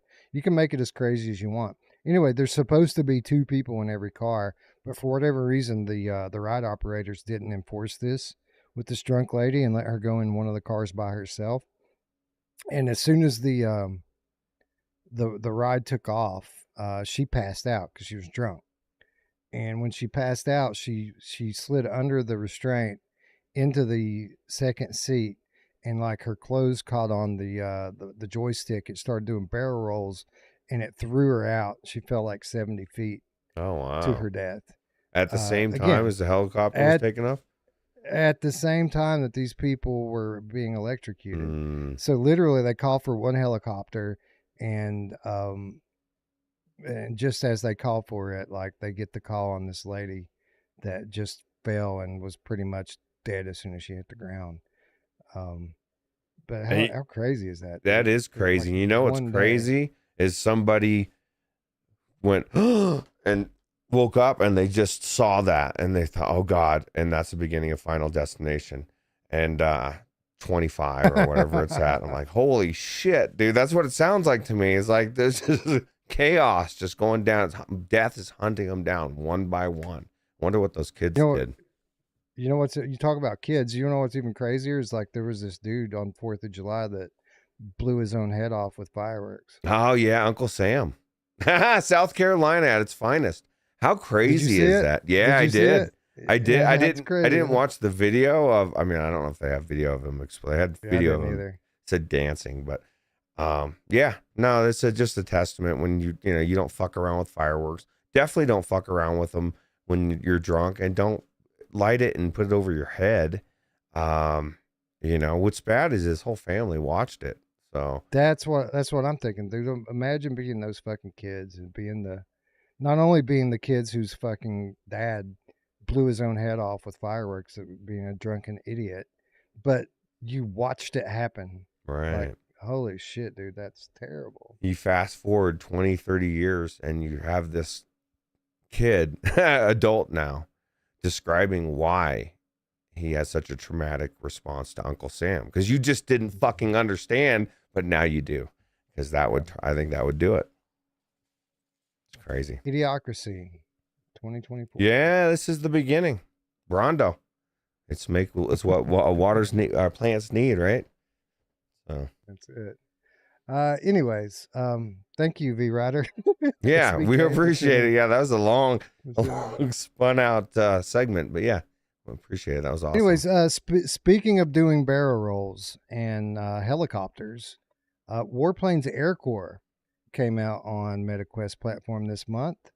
The third installment in the Warplane series, a series which I pretty much hold as probably the best flight sim series in VR right now. Certainly the best in standalone. I think that goes without saying. But yeah, if you've played Warplanes games before, I think you know what to expect here. You have a whole new set of aircraft, but I think what really sets this one apart, Ruuts, is the ability to fly helicopters. Yeah, and it's just very technical, man. Like it really, the way, because I was just flying a jet around earlier, and it's very sensitive, very like realistic. And I know this coming from somebody that's never flown a jet. I'm just throwing that out there. But it's just very good. They did a really good job. So much so that it was difficult to fly some of these things at different times, right? You have a lot to do to learn, but once you learn it, I mean, it's a very, very simulator-esque war thing, and you get to actually go on missions, right? Tact some stuff.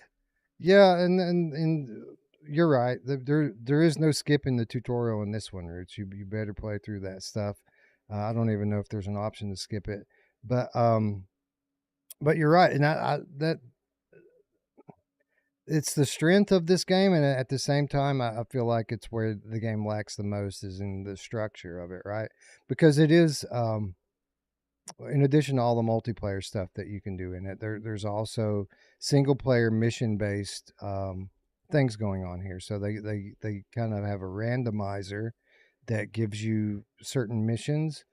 Historically, in games or Warplanes games, these missions consist of targets on the ground that you're supposed to eliminate. Sometimes you'll have some aerial battle going on at the same time. This one does expand it a little bit with the helicopter, as now you have some like search and rescue type missions that you can do, and each mission earns you currency that you can in turn use to unlock new aircraft. Very similar structure to the old warplanes. But I feel like the structure of these is kind of a half step Ruuts. Like, obviously, this is way better than having just a multiplayer only game, right? But I think for a lot of us that aren't like big flight sim enthusiasts, we want that story based campaign to take us through like some war missions and a harrowing tale of turning the tides in battle. But that isn't exactly what they have you here. This is really more of a meat and potatoes. Here's the target. Go take it out.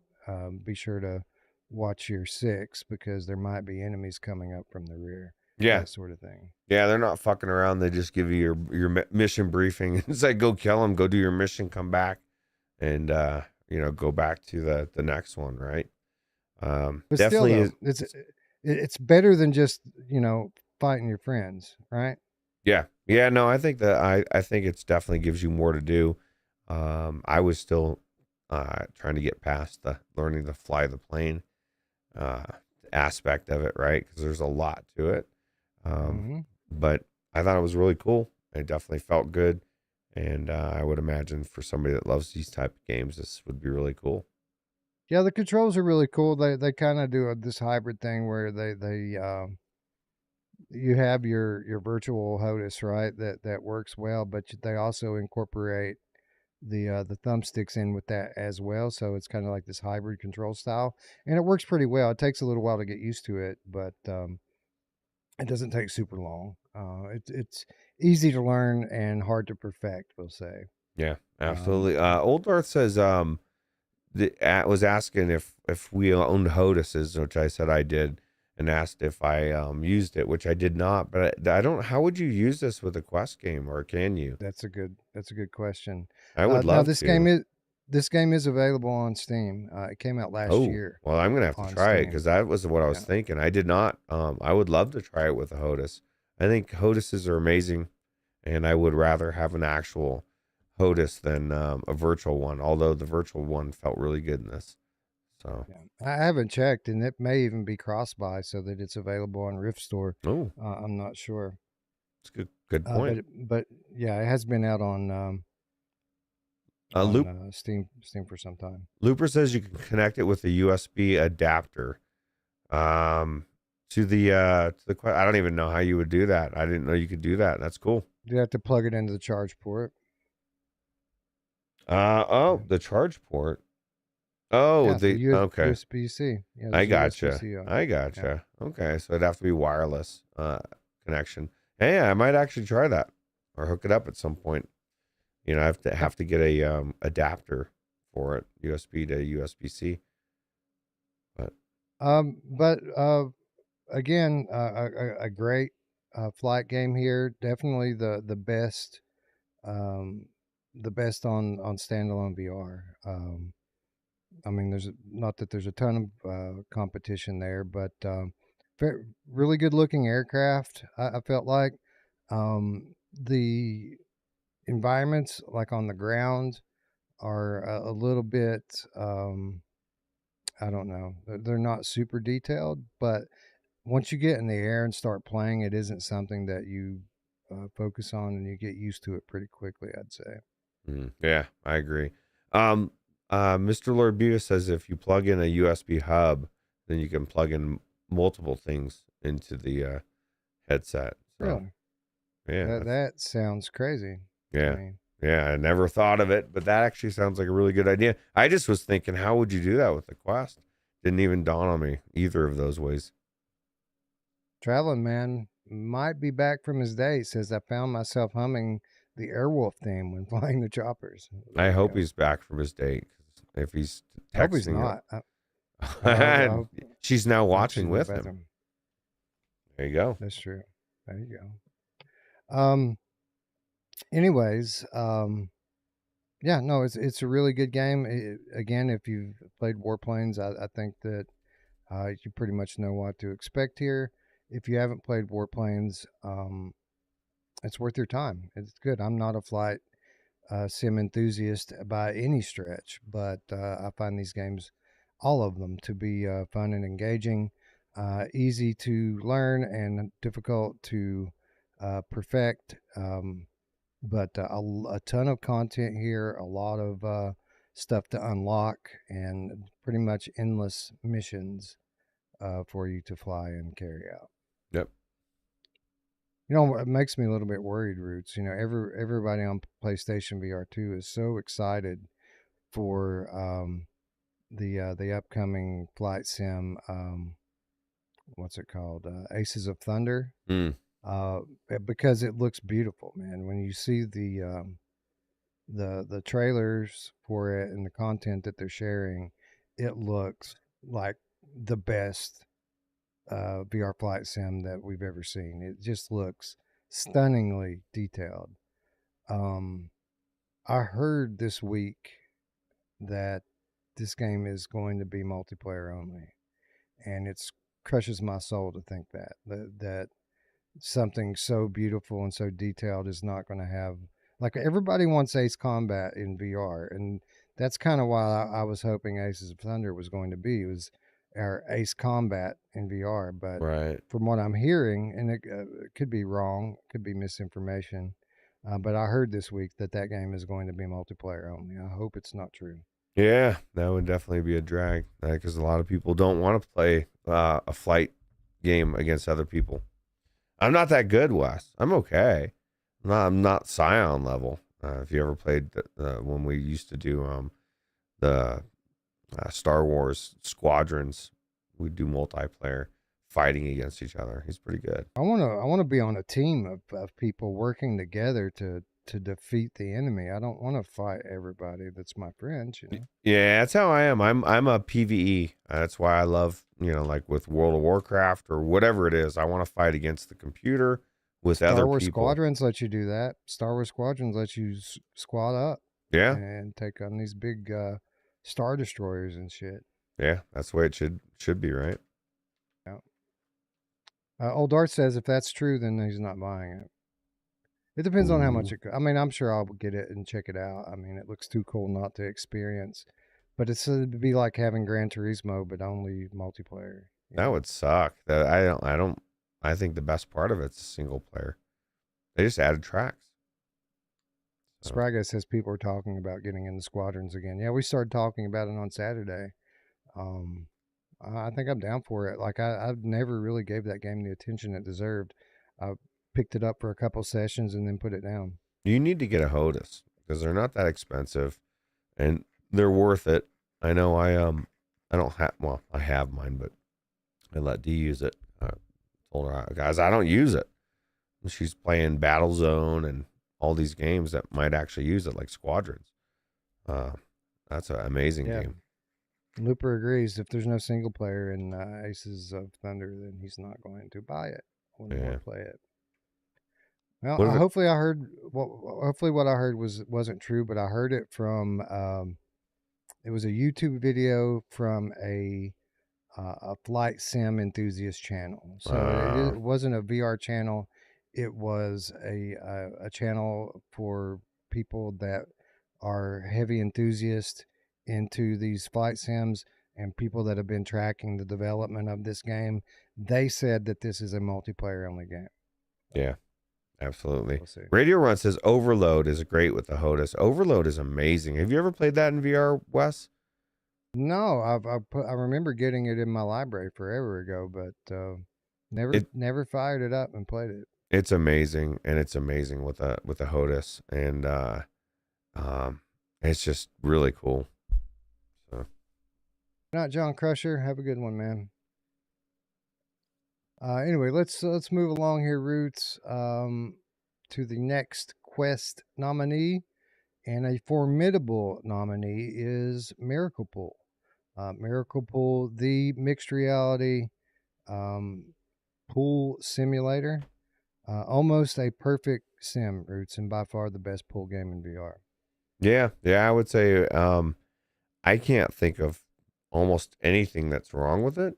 I think you said something, but the other day, but yeah, no, this is definitely, in my opinion, if someone said, what's the best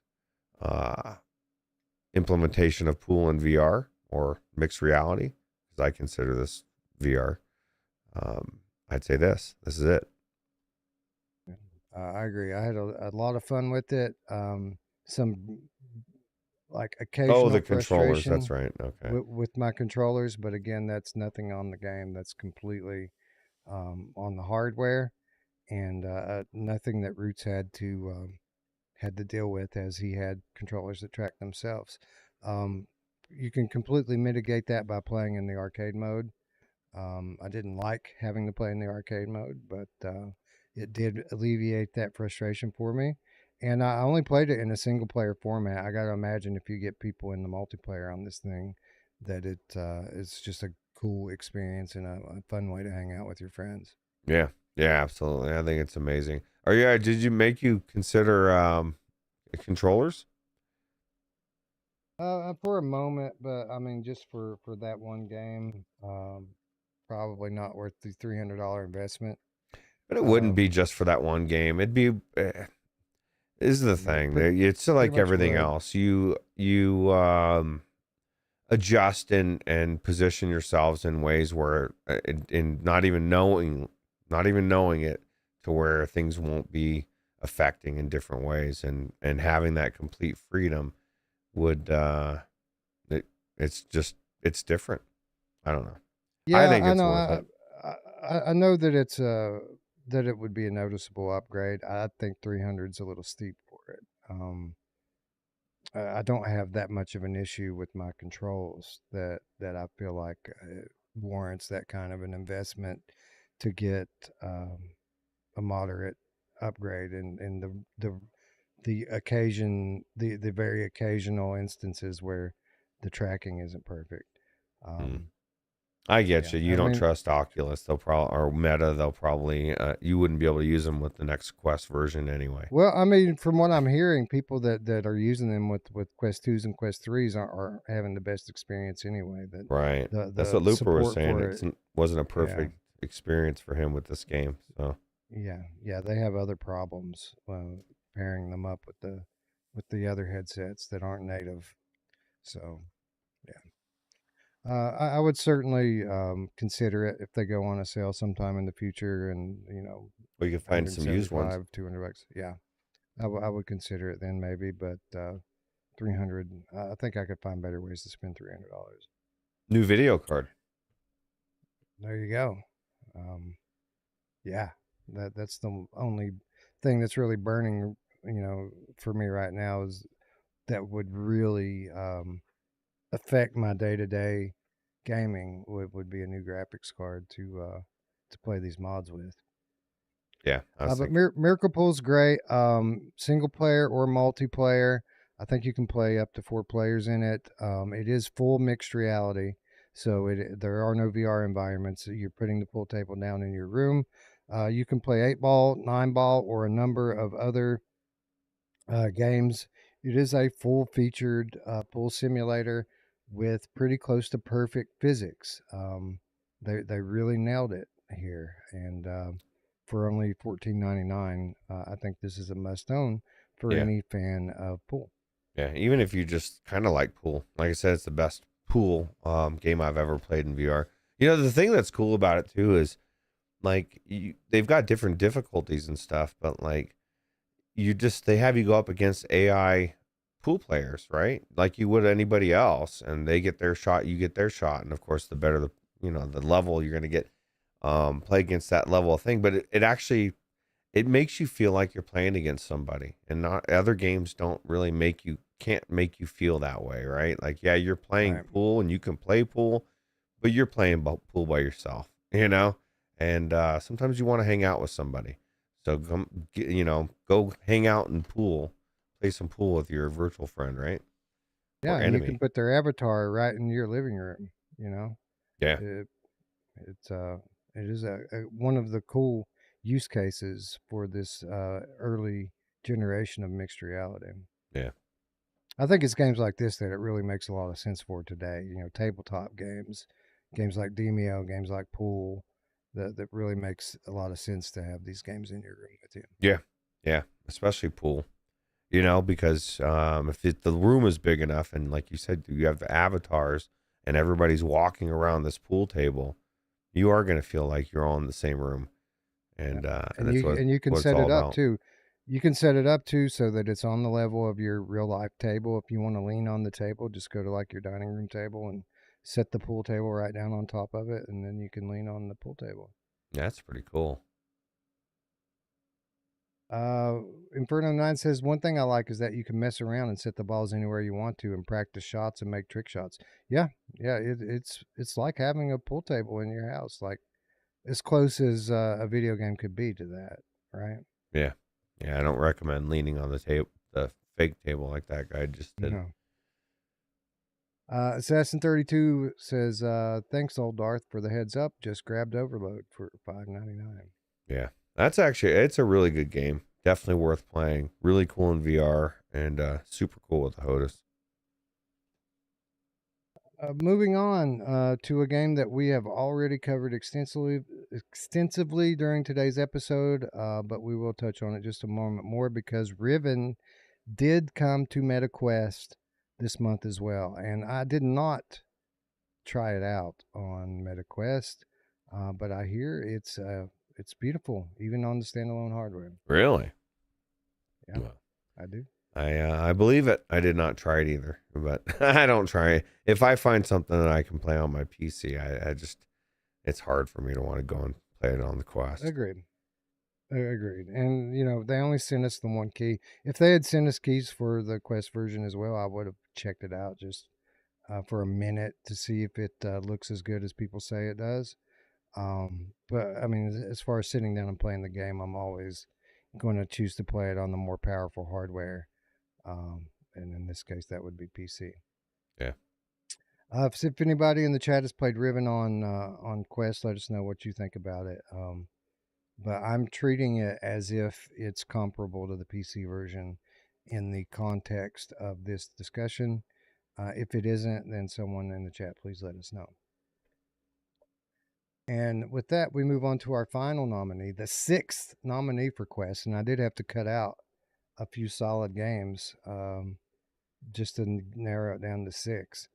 But dead second, after 3 years in early access on MetaQuest App Lab, dead second came into full release on the Quest platform this last month.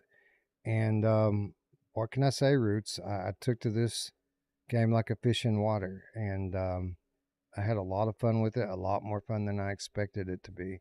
I expected it to be a Crisis Brigade clone, and I found a game that was a lot more akin to Zombieland Headshot Fever, which I love. And I think it was for that reason that I took to the game so well and was scoring so highly on it, even on my first run through some of these levels. Yeah, because you have an actual like way of doing it for Zombieland, right? And this is even, it's like better because you don't have to do the headshots, right? Just have to kill them. So it probably was like, oh my god, this is, I can really fucking crush this. Yeah, no, I thought this game was, of all the Quest games I played this last week, this was the best one I played. Well, actually, I can't say that anymore because that VRider was so good.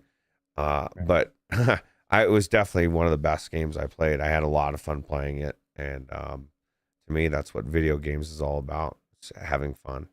If it makes me it's have just fun. fun to play, right? Like it's not super realistic looking graphics or anything like that, but it looks good enough, and it's super fun to play. And it It is works. node based. Yeah, it's node based teleportation, but the way they've got the controls set up, the teleport is seamless. I think I prefer the way that they do teleportation in this game over the way that they do it in Zombieland. Right. Because in Zombieland, it doesn't always pick up when you're ready to move, and then that game's all about how quickly you can get through it. Where in this game, you literally press a face button to activate the teleport, and it never misses, right? Right. Yeah, that's what I'm saying. It was saying everything works. Everything's perfect. You go to shoot somebody, they die. There's no jank to this game. I can't think of one bit of jank that I found in it, and everything flows well. The movement style is perfect for it, and I just thought it was really good. It's pretty awesome. I think my only real criticism of the game is the amount of content that's here. I haven't put that much time into this game, Ruuts. I've already played through it every level. I'm halfway through it on normal difficulty. So another hour, and I will have beaten every level on every difficulty. And how many hours? That 2, 3, 2 or 3. Yeah. To play through it on every difficulty, like to play through them all on the easy difficulty would have been less than an hour to do that. And like I haven't unlocked all the guns and stuff yet, but like I said, instead of unlocking each one as I saved up, I basically just saved my money and bought the ultimate weapon for me. It isn't the last one you can unlock, but it's the one that suits my playstyle the best, the revolver. I unlocked it. It was my second unlock, and I don't really have any desire to unlock these other weapons. Like I feel like the revolver is the one that I'm going to do the best with. You can replay levels though, right? Yeah. You replay them endlessly if you want to chase the leaderboard. But I'm crushing the leaderboard on my first try. Like some of these levels, I'm number 2 and number 3 on my first run through the level. Well, you So get, it's not going to be much of a chase. but you get money though, right, for like currency to buy the weapons and stuff. So Yep. my assumption is that that they're counting on people, not picking that second gun and working their way and replaying certain levels, getting enough you know what I mean, and that 2 hours becomes 6 hours or whatever. Yeah. Which people can say is, you know, padding a game or not padding a game. I don't think it is. But for what it is, I think it's really good. So Yeah, I had a lot of fun playing with it. Don't get me wrong, I had a ton of fun. I just don't know what kind of lasting power it would have if it's something that I continue to go back to. yeah, you probably wouldn't I go don't. back to it if you beat them all the levels, right? Yeah, right. Well, here's the thing though, is that their roadmap says that over the course of the next 12 months that the number of levels are going to double. They're going to add two-handed weapons. They're going to allow hand-to-hand combat and new enemies. They're going to update the AI. I think this game came out of early access too soon. I think if they're Wow. going to do all that in the course of the next 12 months, then they shouldn't be calling this the full version of the game yet. This should still be the early version. Should be early access, but they're doing exactly what we said developers do when they just don't have money anymore. They put out, Right. a good version of the game, and then they add to it, and hopefully they'll charge more when it comes out, and everybody will have a reason to get it now while it's still cheap, right? Or cheaper. Yeah, no, I have nothing bad really to say about the game, other than the fact that it's not going to last very long. But it's not an expensive game to begin with. It's a $15 game, Oh wow. so like it's definitely worth the price. That's not what I'm saying. I'm saying that it's a ton of fun, and I want more, and I look forward to getting more from Yeah, sounds like you're about to get it. 12 months, right? Sounds good. I can't wait. it. Yeah, highly recommended to anybody out there who likes time crisis style light gun shooter. That's what this is. Node-based teleport scenario. It's not stationary. You can teleport during the scenes, back and forth and move around. Um, but it's very much an arcade shooter, and it's fun. It feels really good. Yeah. So the question then becomes, what is the game of the month?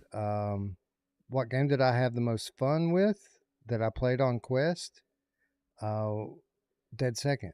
But that's only because I didn't play Riven on Quest. I played it on PCVR.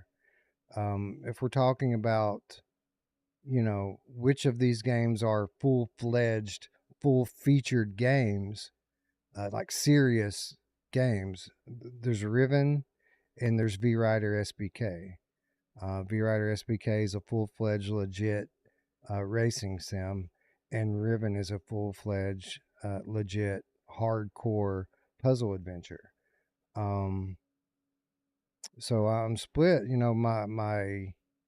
My intuition is to vote the best game that I played this month, and that game was Riven. But I didn't play it on Quest, so there's the possibility that it's really not as good on Quest. I don't think that that's the case. Um, but if we took Riven out of the equation, then the question is, would it be VRider with its full fledged, fully fleshed out game, sim racer, or would it be Dead Second, which was easily the most fun that I had out of any of these casual games that I played on Quest this month? So those are the three I've got it down to. Ruuts. What are your thoughts? Yeah, I'm kind of thinking the same thing. I know Looper saying put up a poll. I agree. My thought was that I really enjoyed Riven. I did not play it on the Quest, like you said. And nothing else is really up in that level as far as the other games. I don't know. All right, so that's my thought. Is like, which of these games could we call AAA? There's one, maybe two. Like VRider might be on that level. Riven definitely is. As fun as Dead Second is, it's a casual arcade shooter, right? It's not like a big time serious, game that you're going to spend, days of your life trying to work your way through. It's a It's not. casual game that It's not you even play a little close bit to at be a time. on the level of Riven. So like, you know what I mean? As good as it is, it's like, okay, you're up next to this AAA game. It's a bad situation to be in. There's no way to win that, Right. for a dead second. So we'll see what the chat thinks about it. I know which way I'm leaning, but I want to see if the chat gives me validation here with this. We'll leave it up for about 5 minutes and see what they say. One thing that is without question, though, Ruuts, is that this was a fucking monster month for Quest. I mean, Right. this is notoriously the slow season for VR. VR studios know that people aren't playing VR so much in these hot summer months. People are outside doing a lot more stuff during this time of year. They have less time to play games, and the ones that do have time to play games, many of them are indoors sweating their balls off and don't want to put something on their face. So typically, as you could see with the PlayStation platform this month, typically the studios avoid launching their games at this time of year. But where PSVR 2 was totally lacking, we did have what is probably a little above average month for PCVR. PC doesn't get a lot of um, games these days. But with Quest, I mean, a well above average month for MetaQuest. Right. Um, And those so are that all was the good games. Not you said there was more that got cut out. And here's the difference too, at least between Quest and say if we were talking about PSVR 2 in the months that we've talked about, man, PSVR 2 had the most releases. A good portion of them will be games that were already released that are new to the platform. Like you're looking at the Quest ones, those are all new games. Every one of them are new games. They may have came out on other platforms as well, but they're new games. So that's something to be said about that. Yeah, absolutely. Yeah, you're absolutely right.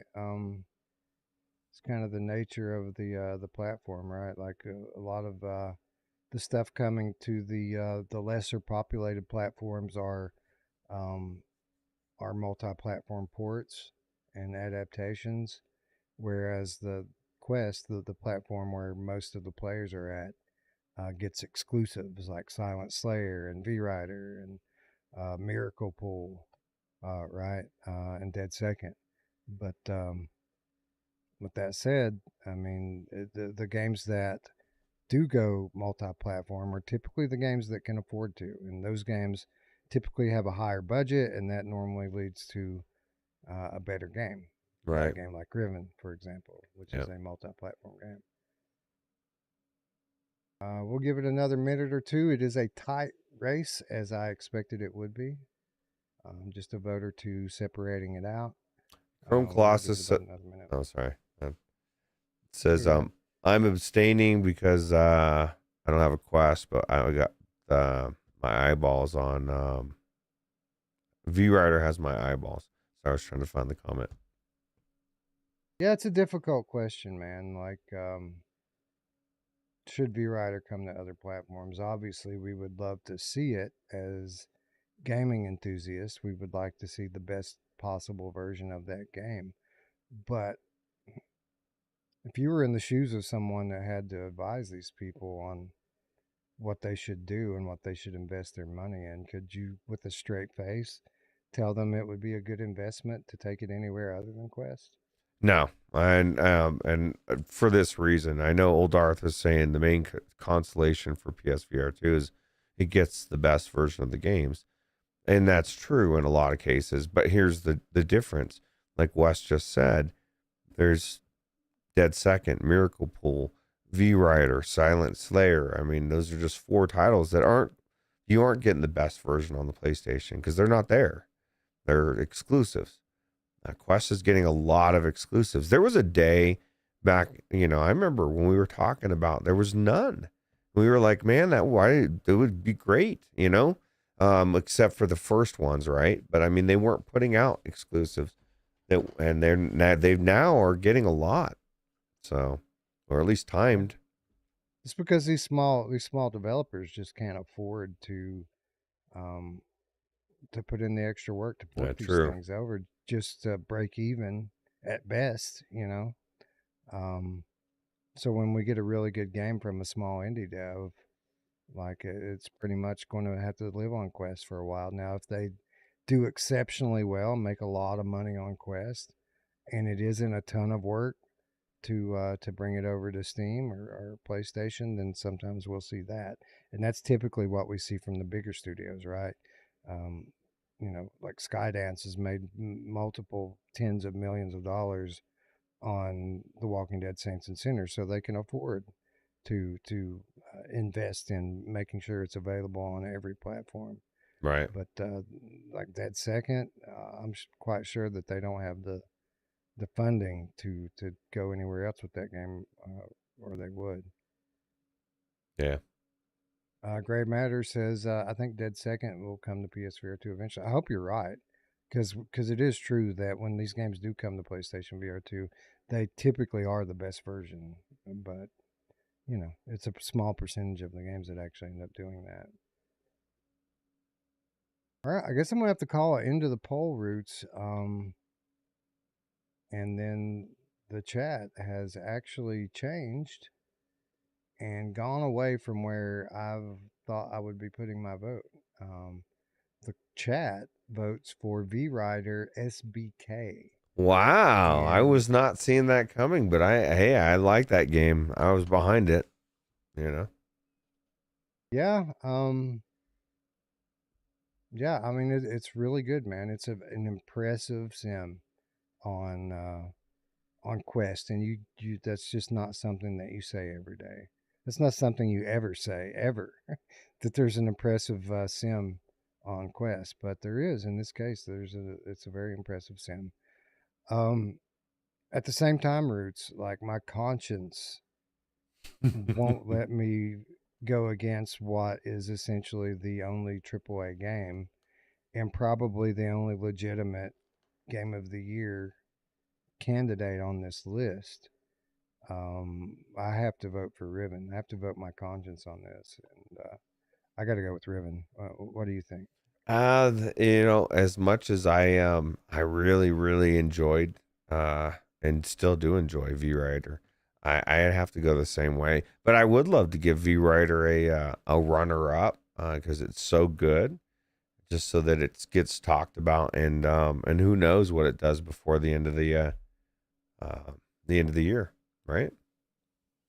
Yeah, I think that's the move. I think we're on the same page here.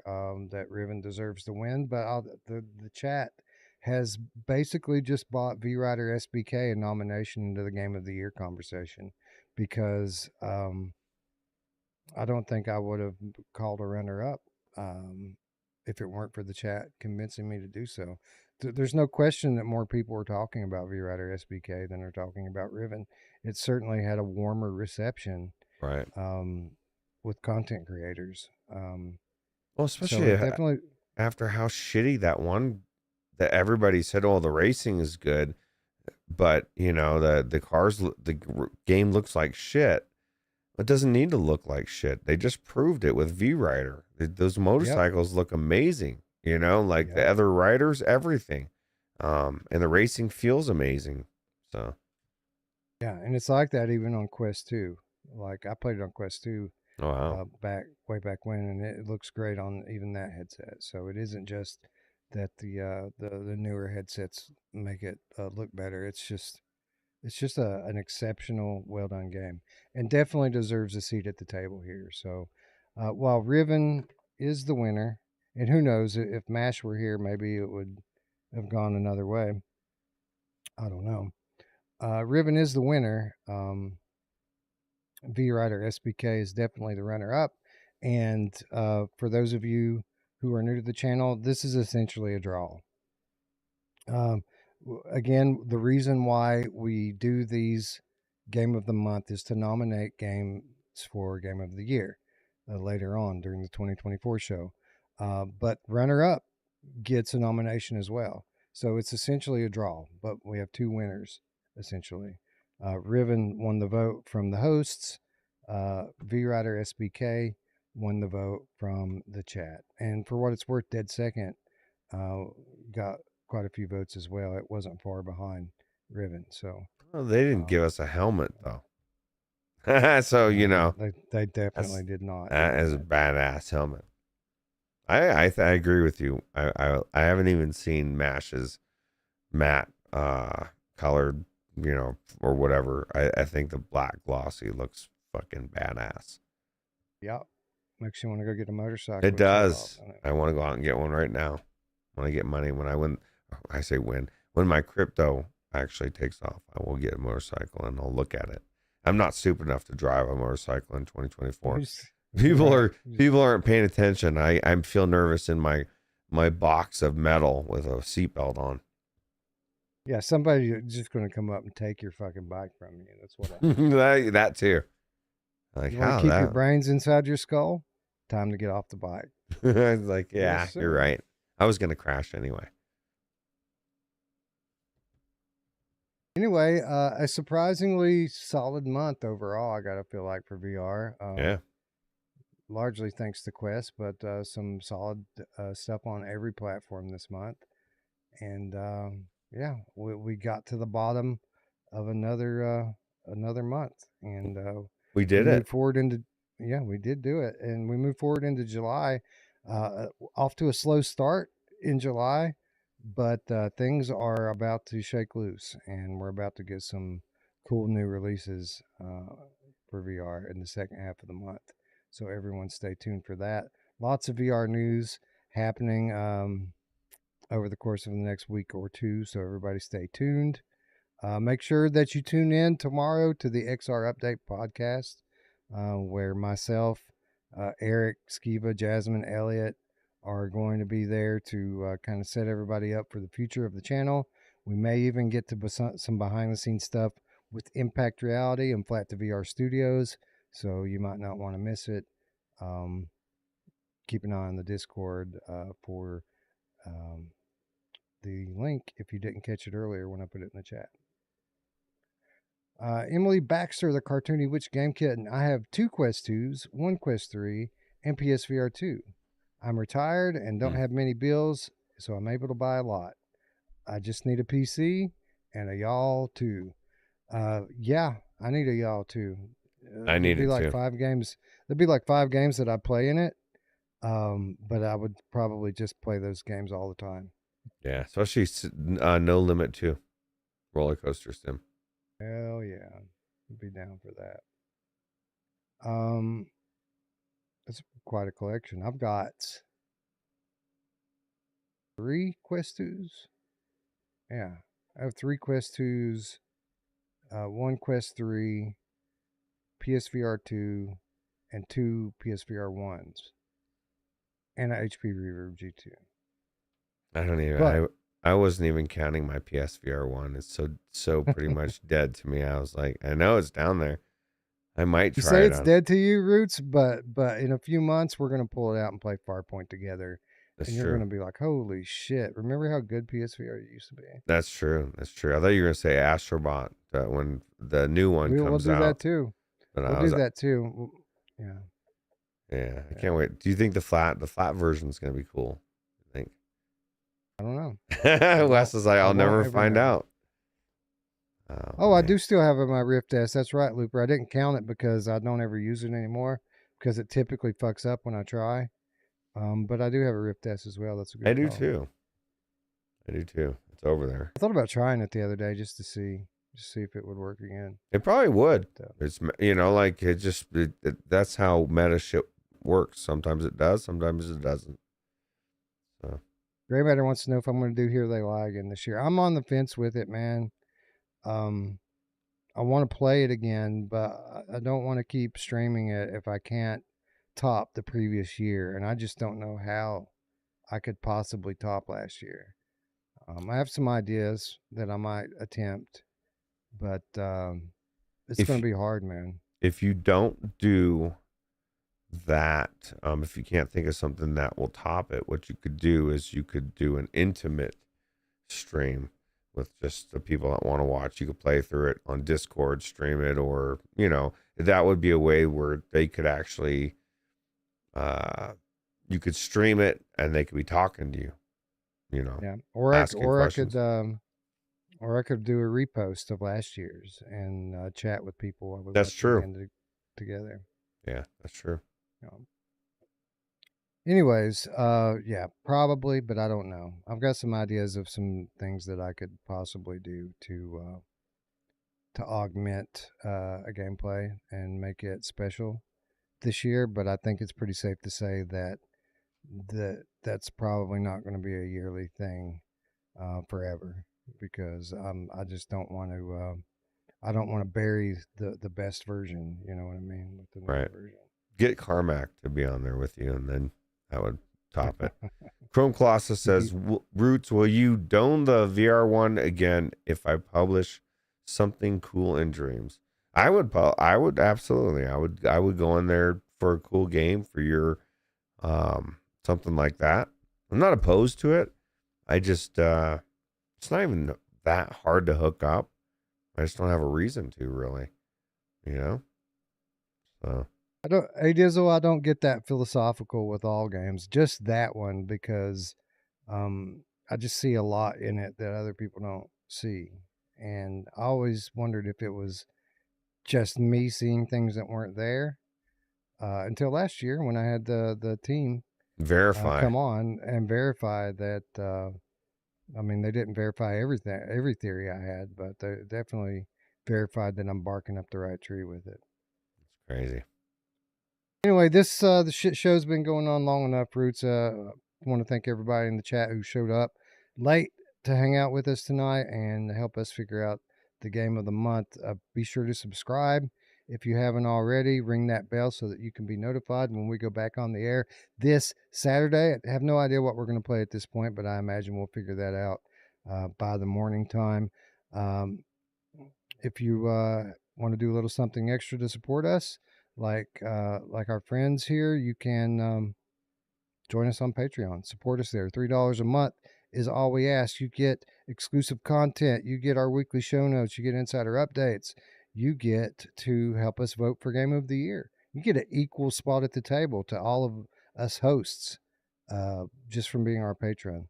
And you get your name in the ticker at the end of the show. All for less than $1 per week. That's an awesome deal. And you get to feel good about yourself knowing that you helped buy our PSVR 2 adapters next month when they launch. And of course, if you don't have any money to invest, we certainly understand that. That's why the Virtual Strangers Discord is 100% free, and this is where we hang out 100% of the time. Just click the link in the description below. You'll be whisked away to a magical land of VR and flat games and everything in between. There's Saturday morning cartoons, there's music videos, there's jokes.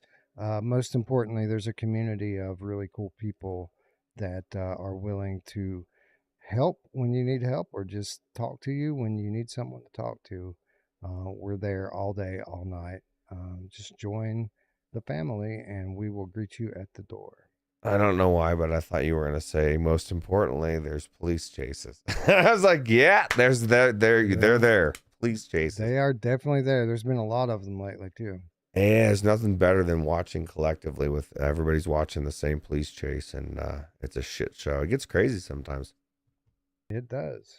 Often get crazy. Well, not often. Most of them peter out uneventfully. People realize they're not going to get away. But sometimes they run, and sometimes they get away. Yeah, sometimes they get away. I you know what's funny is I find myself rooting for them to get away more often than not. 100%. Yes, Like most of the time. Go, get away. So. Yeah. Anyways, with that said, friends, I'd like to thank you all once again for watching. For Ruuts, I'm Wes. We'll see you Saturday. Bye-bye. Take it easy.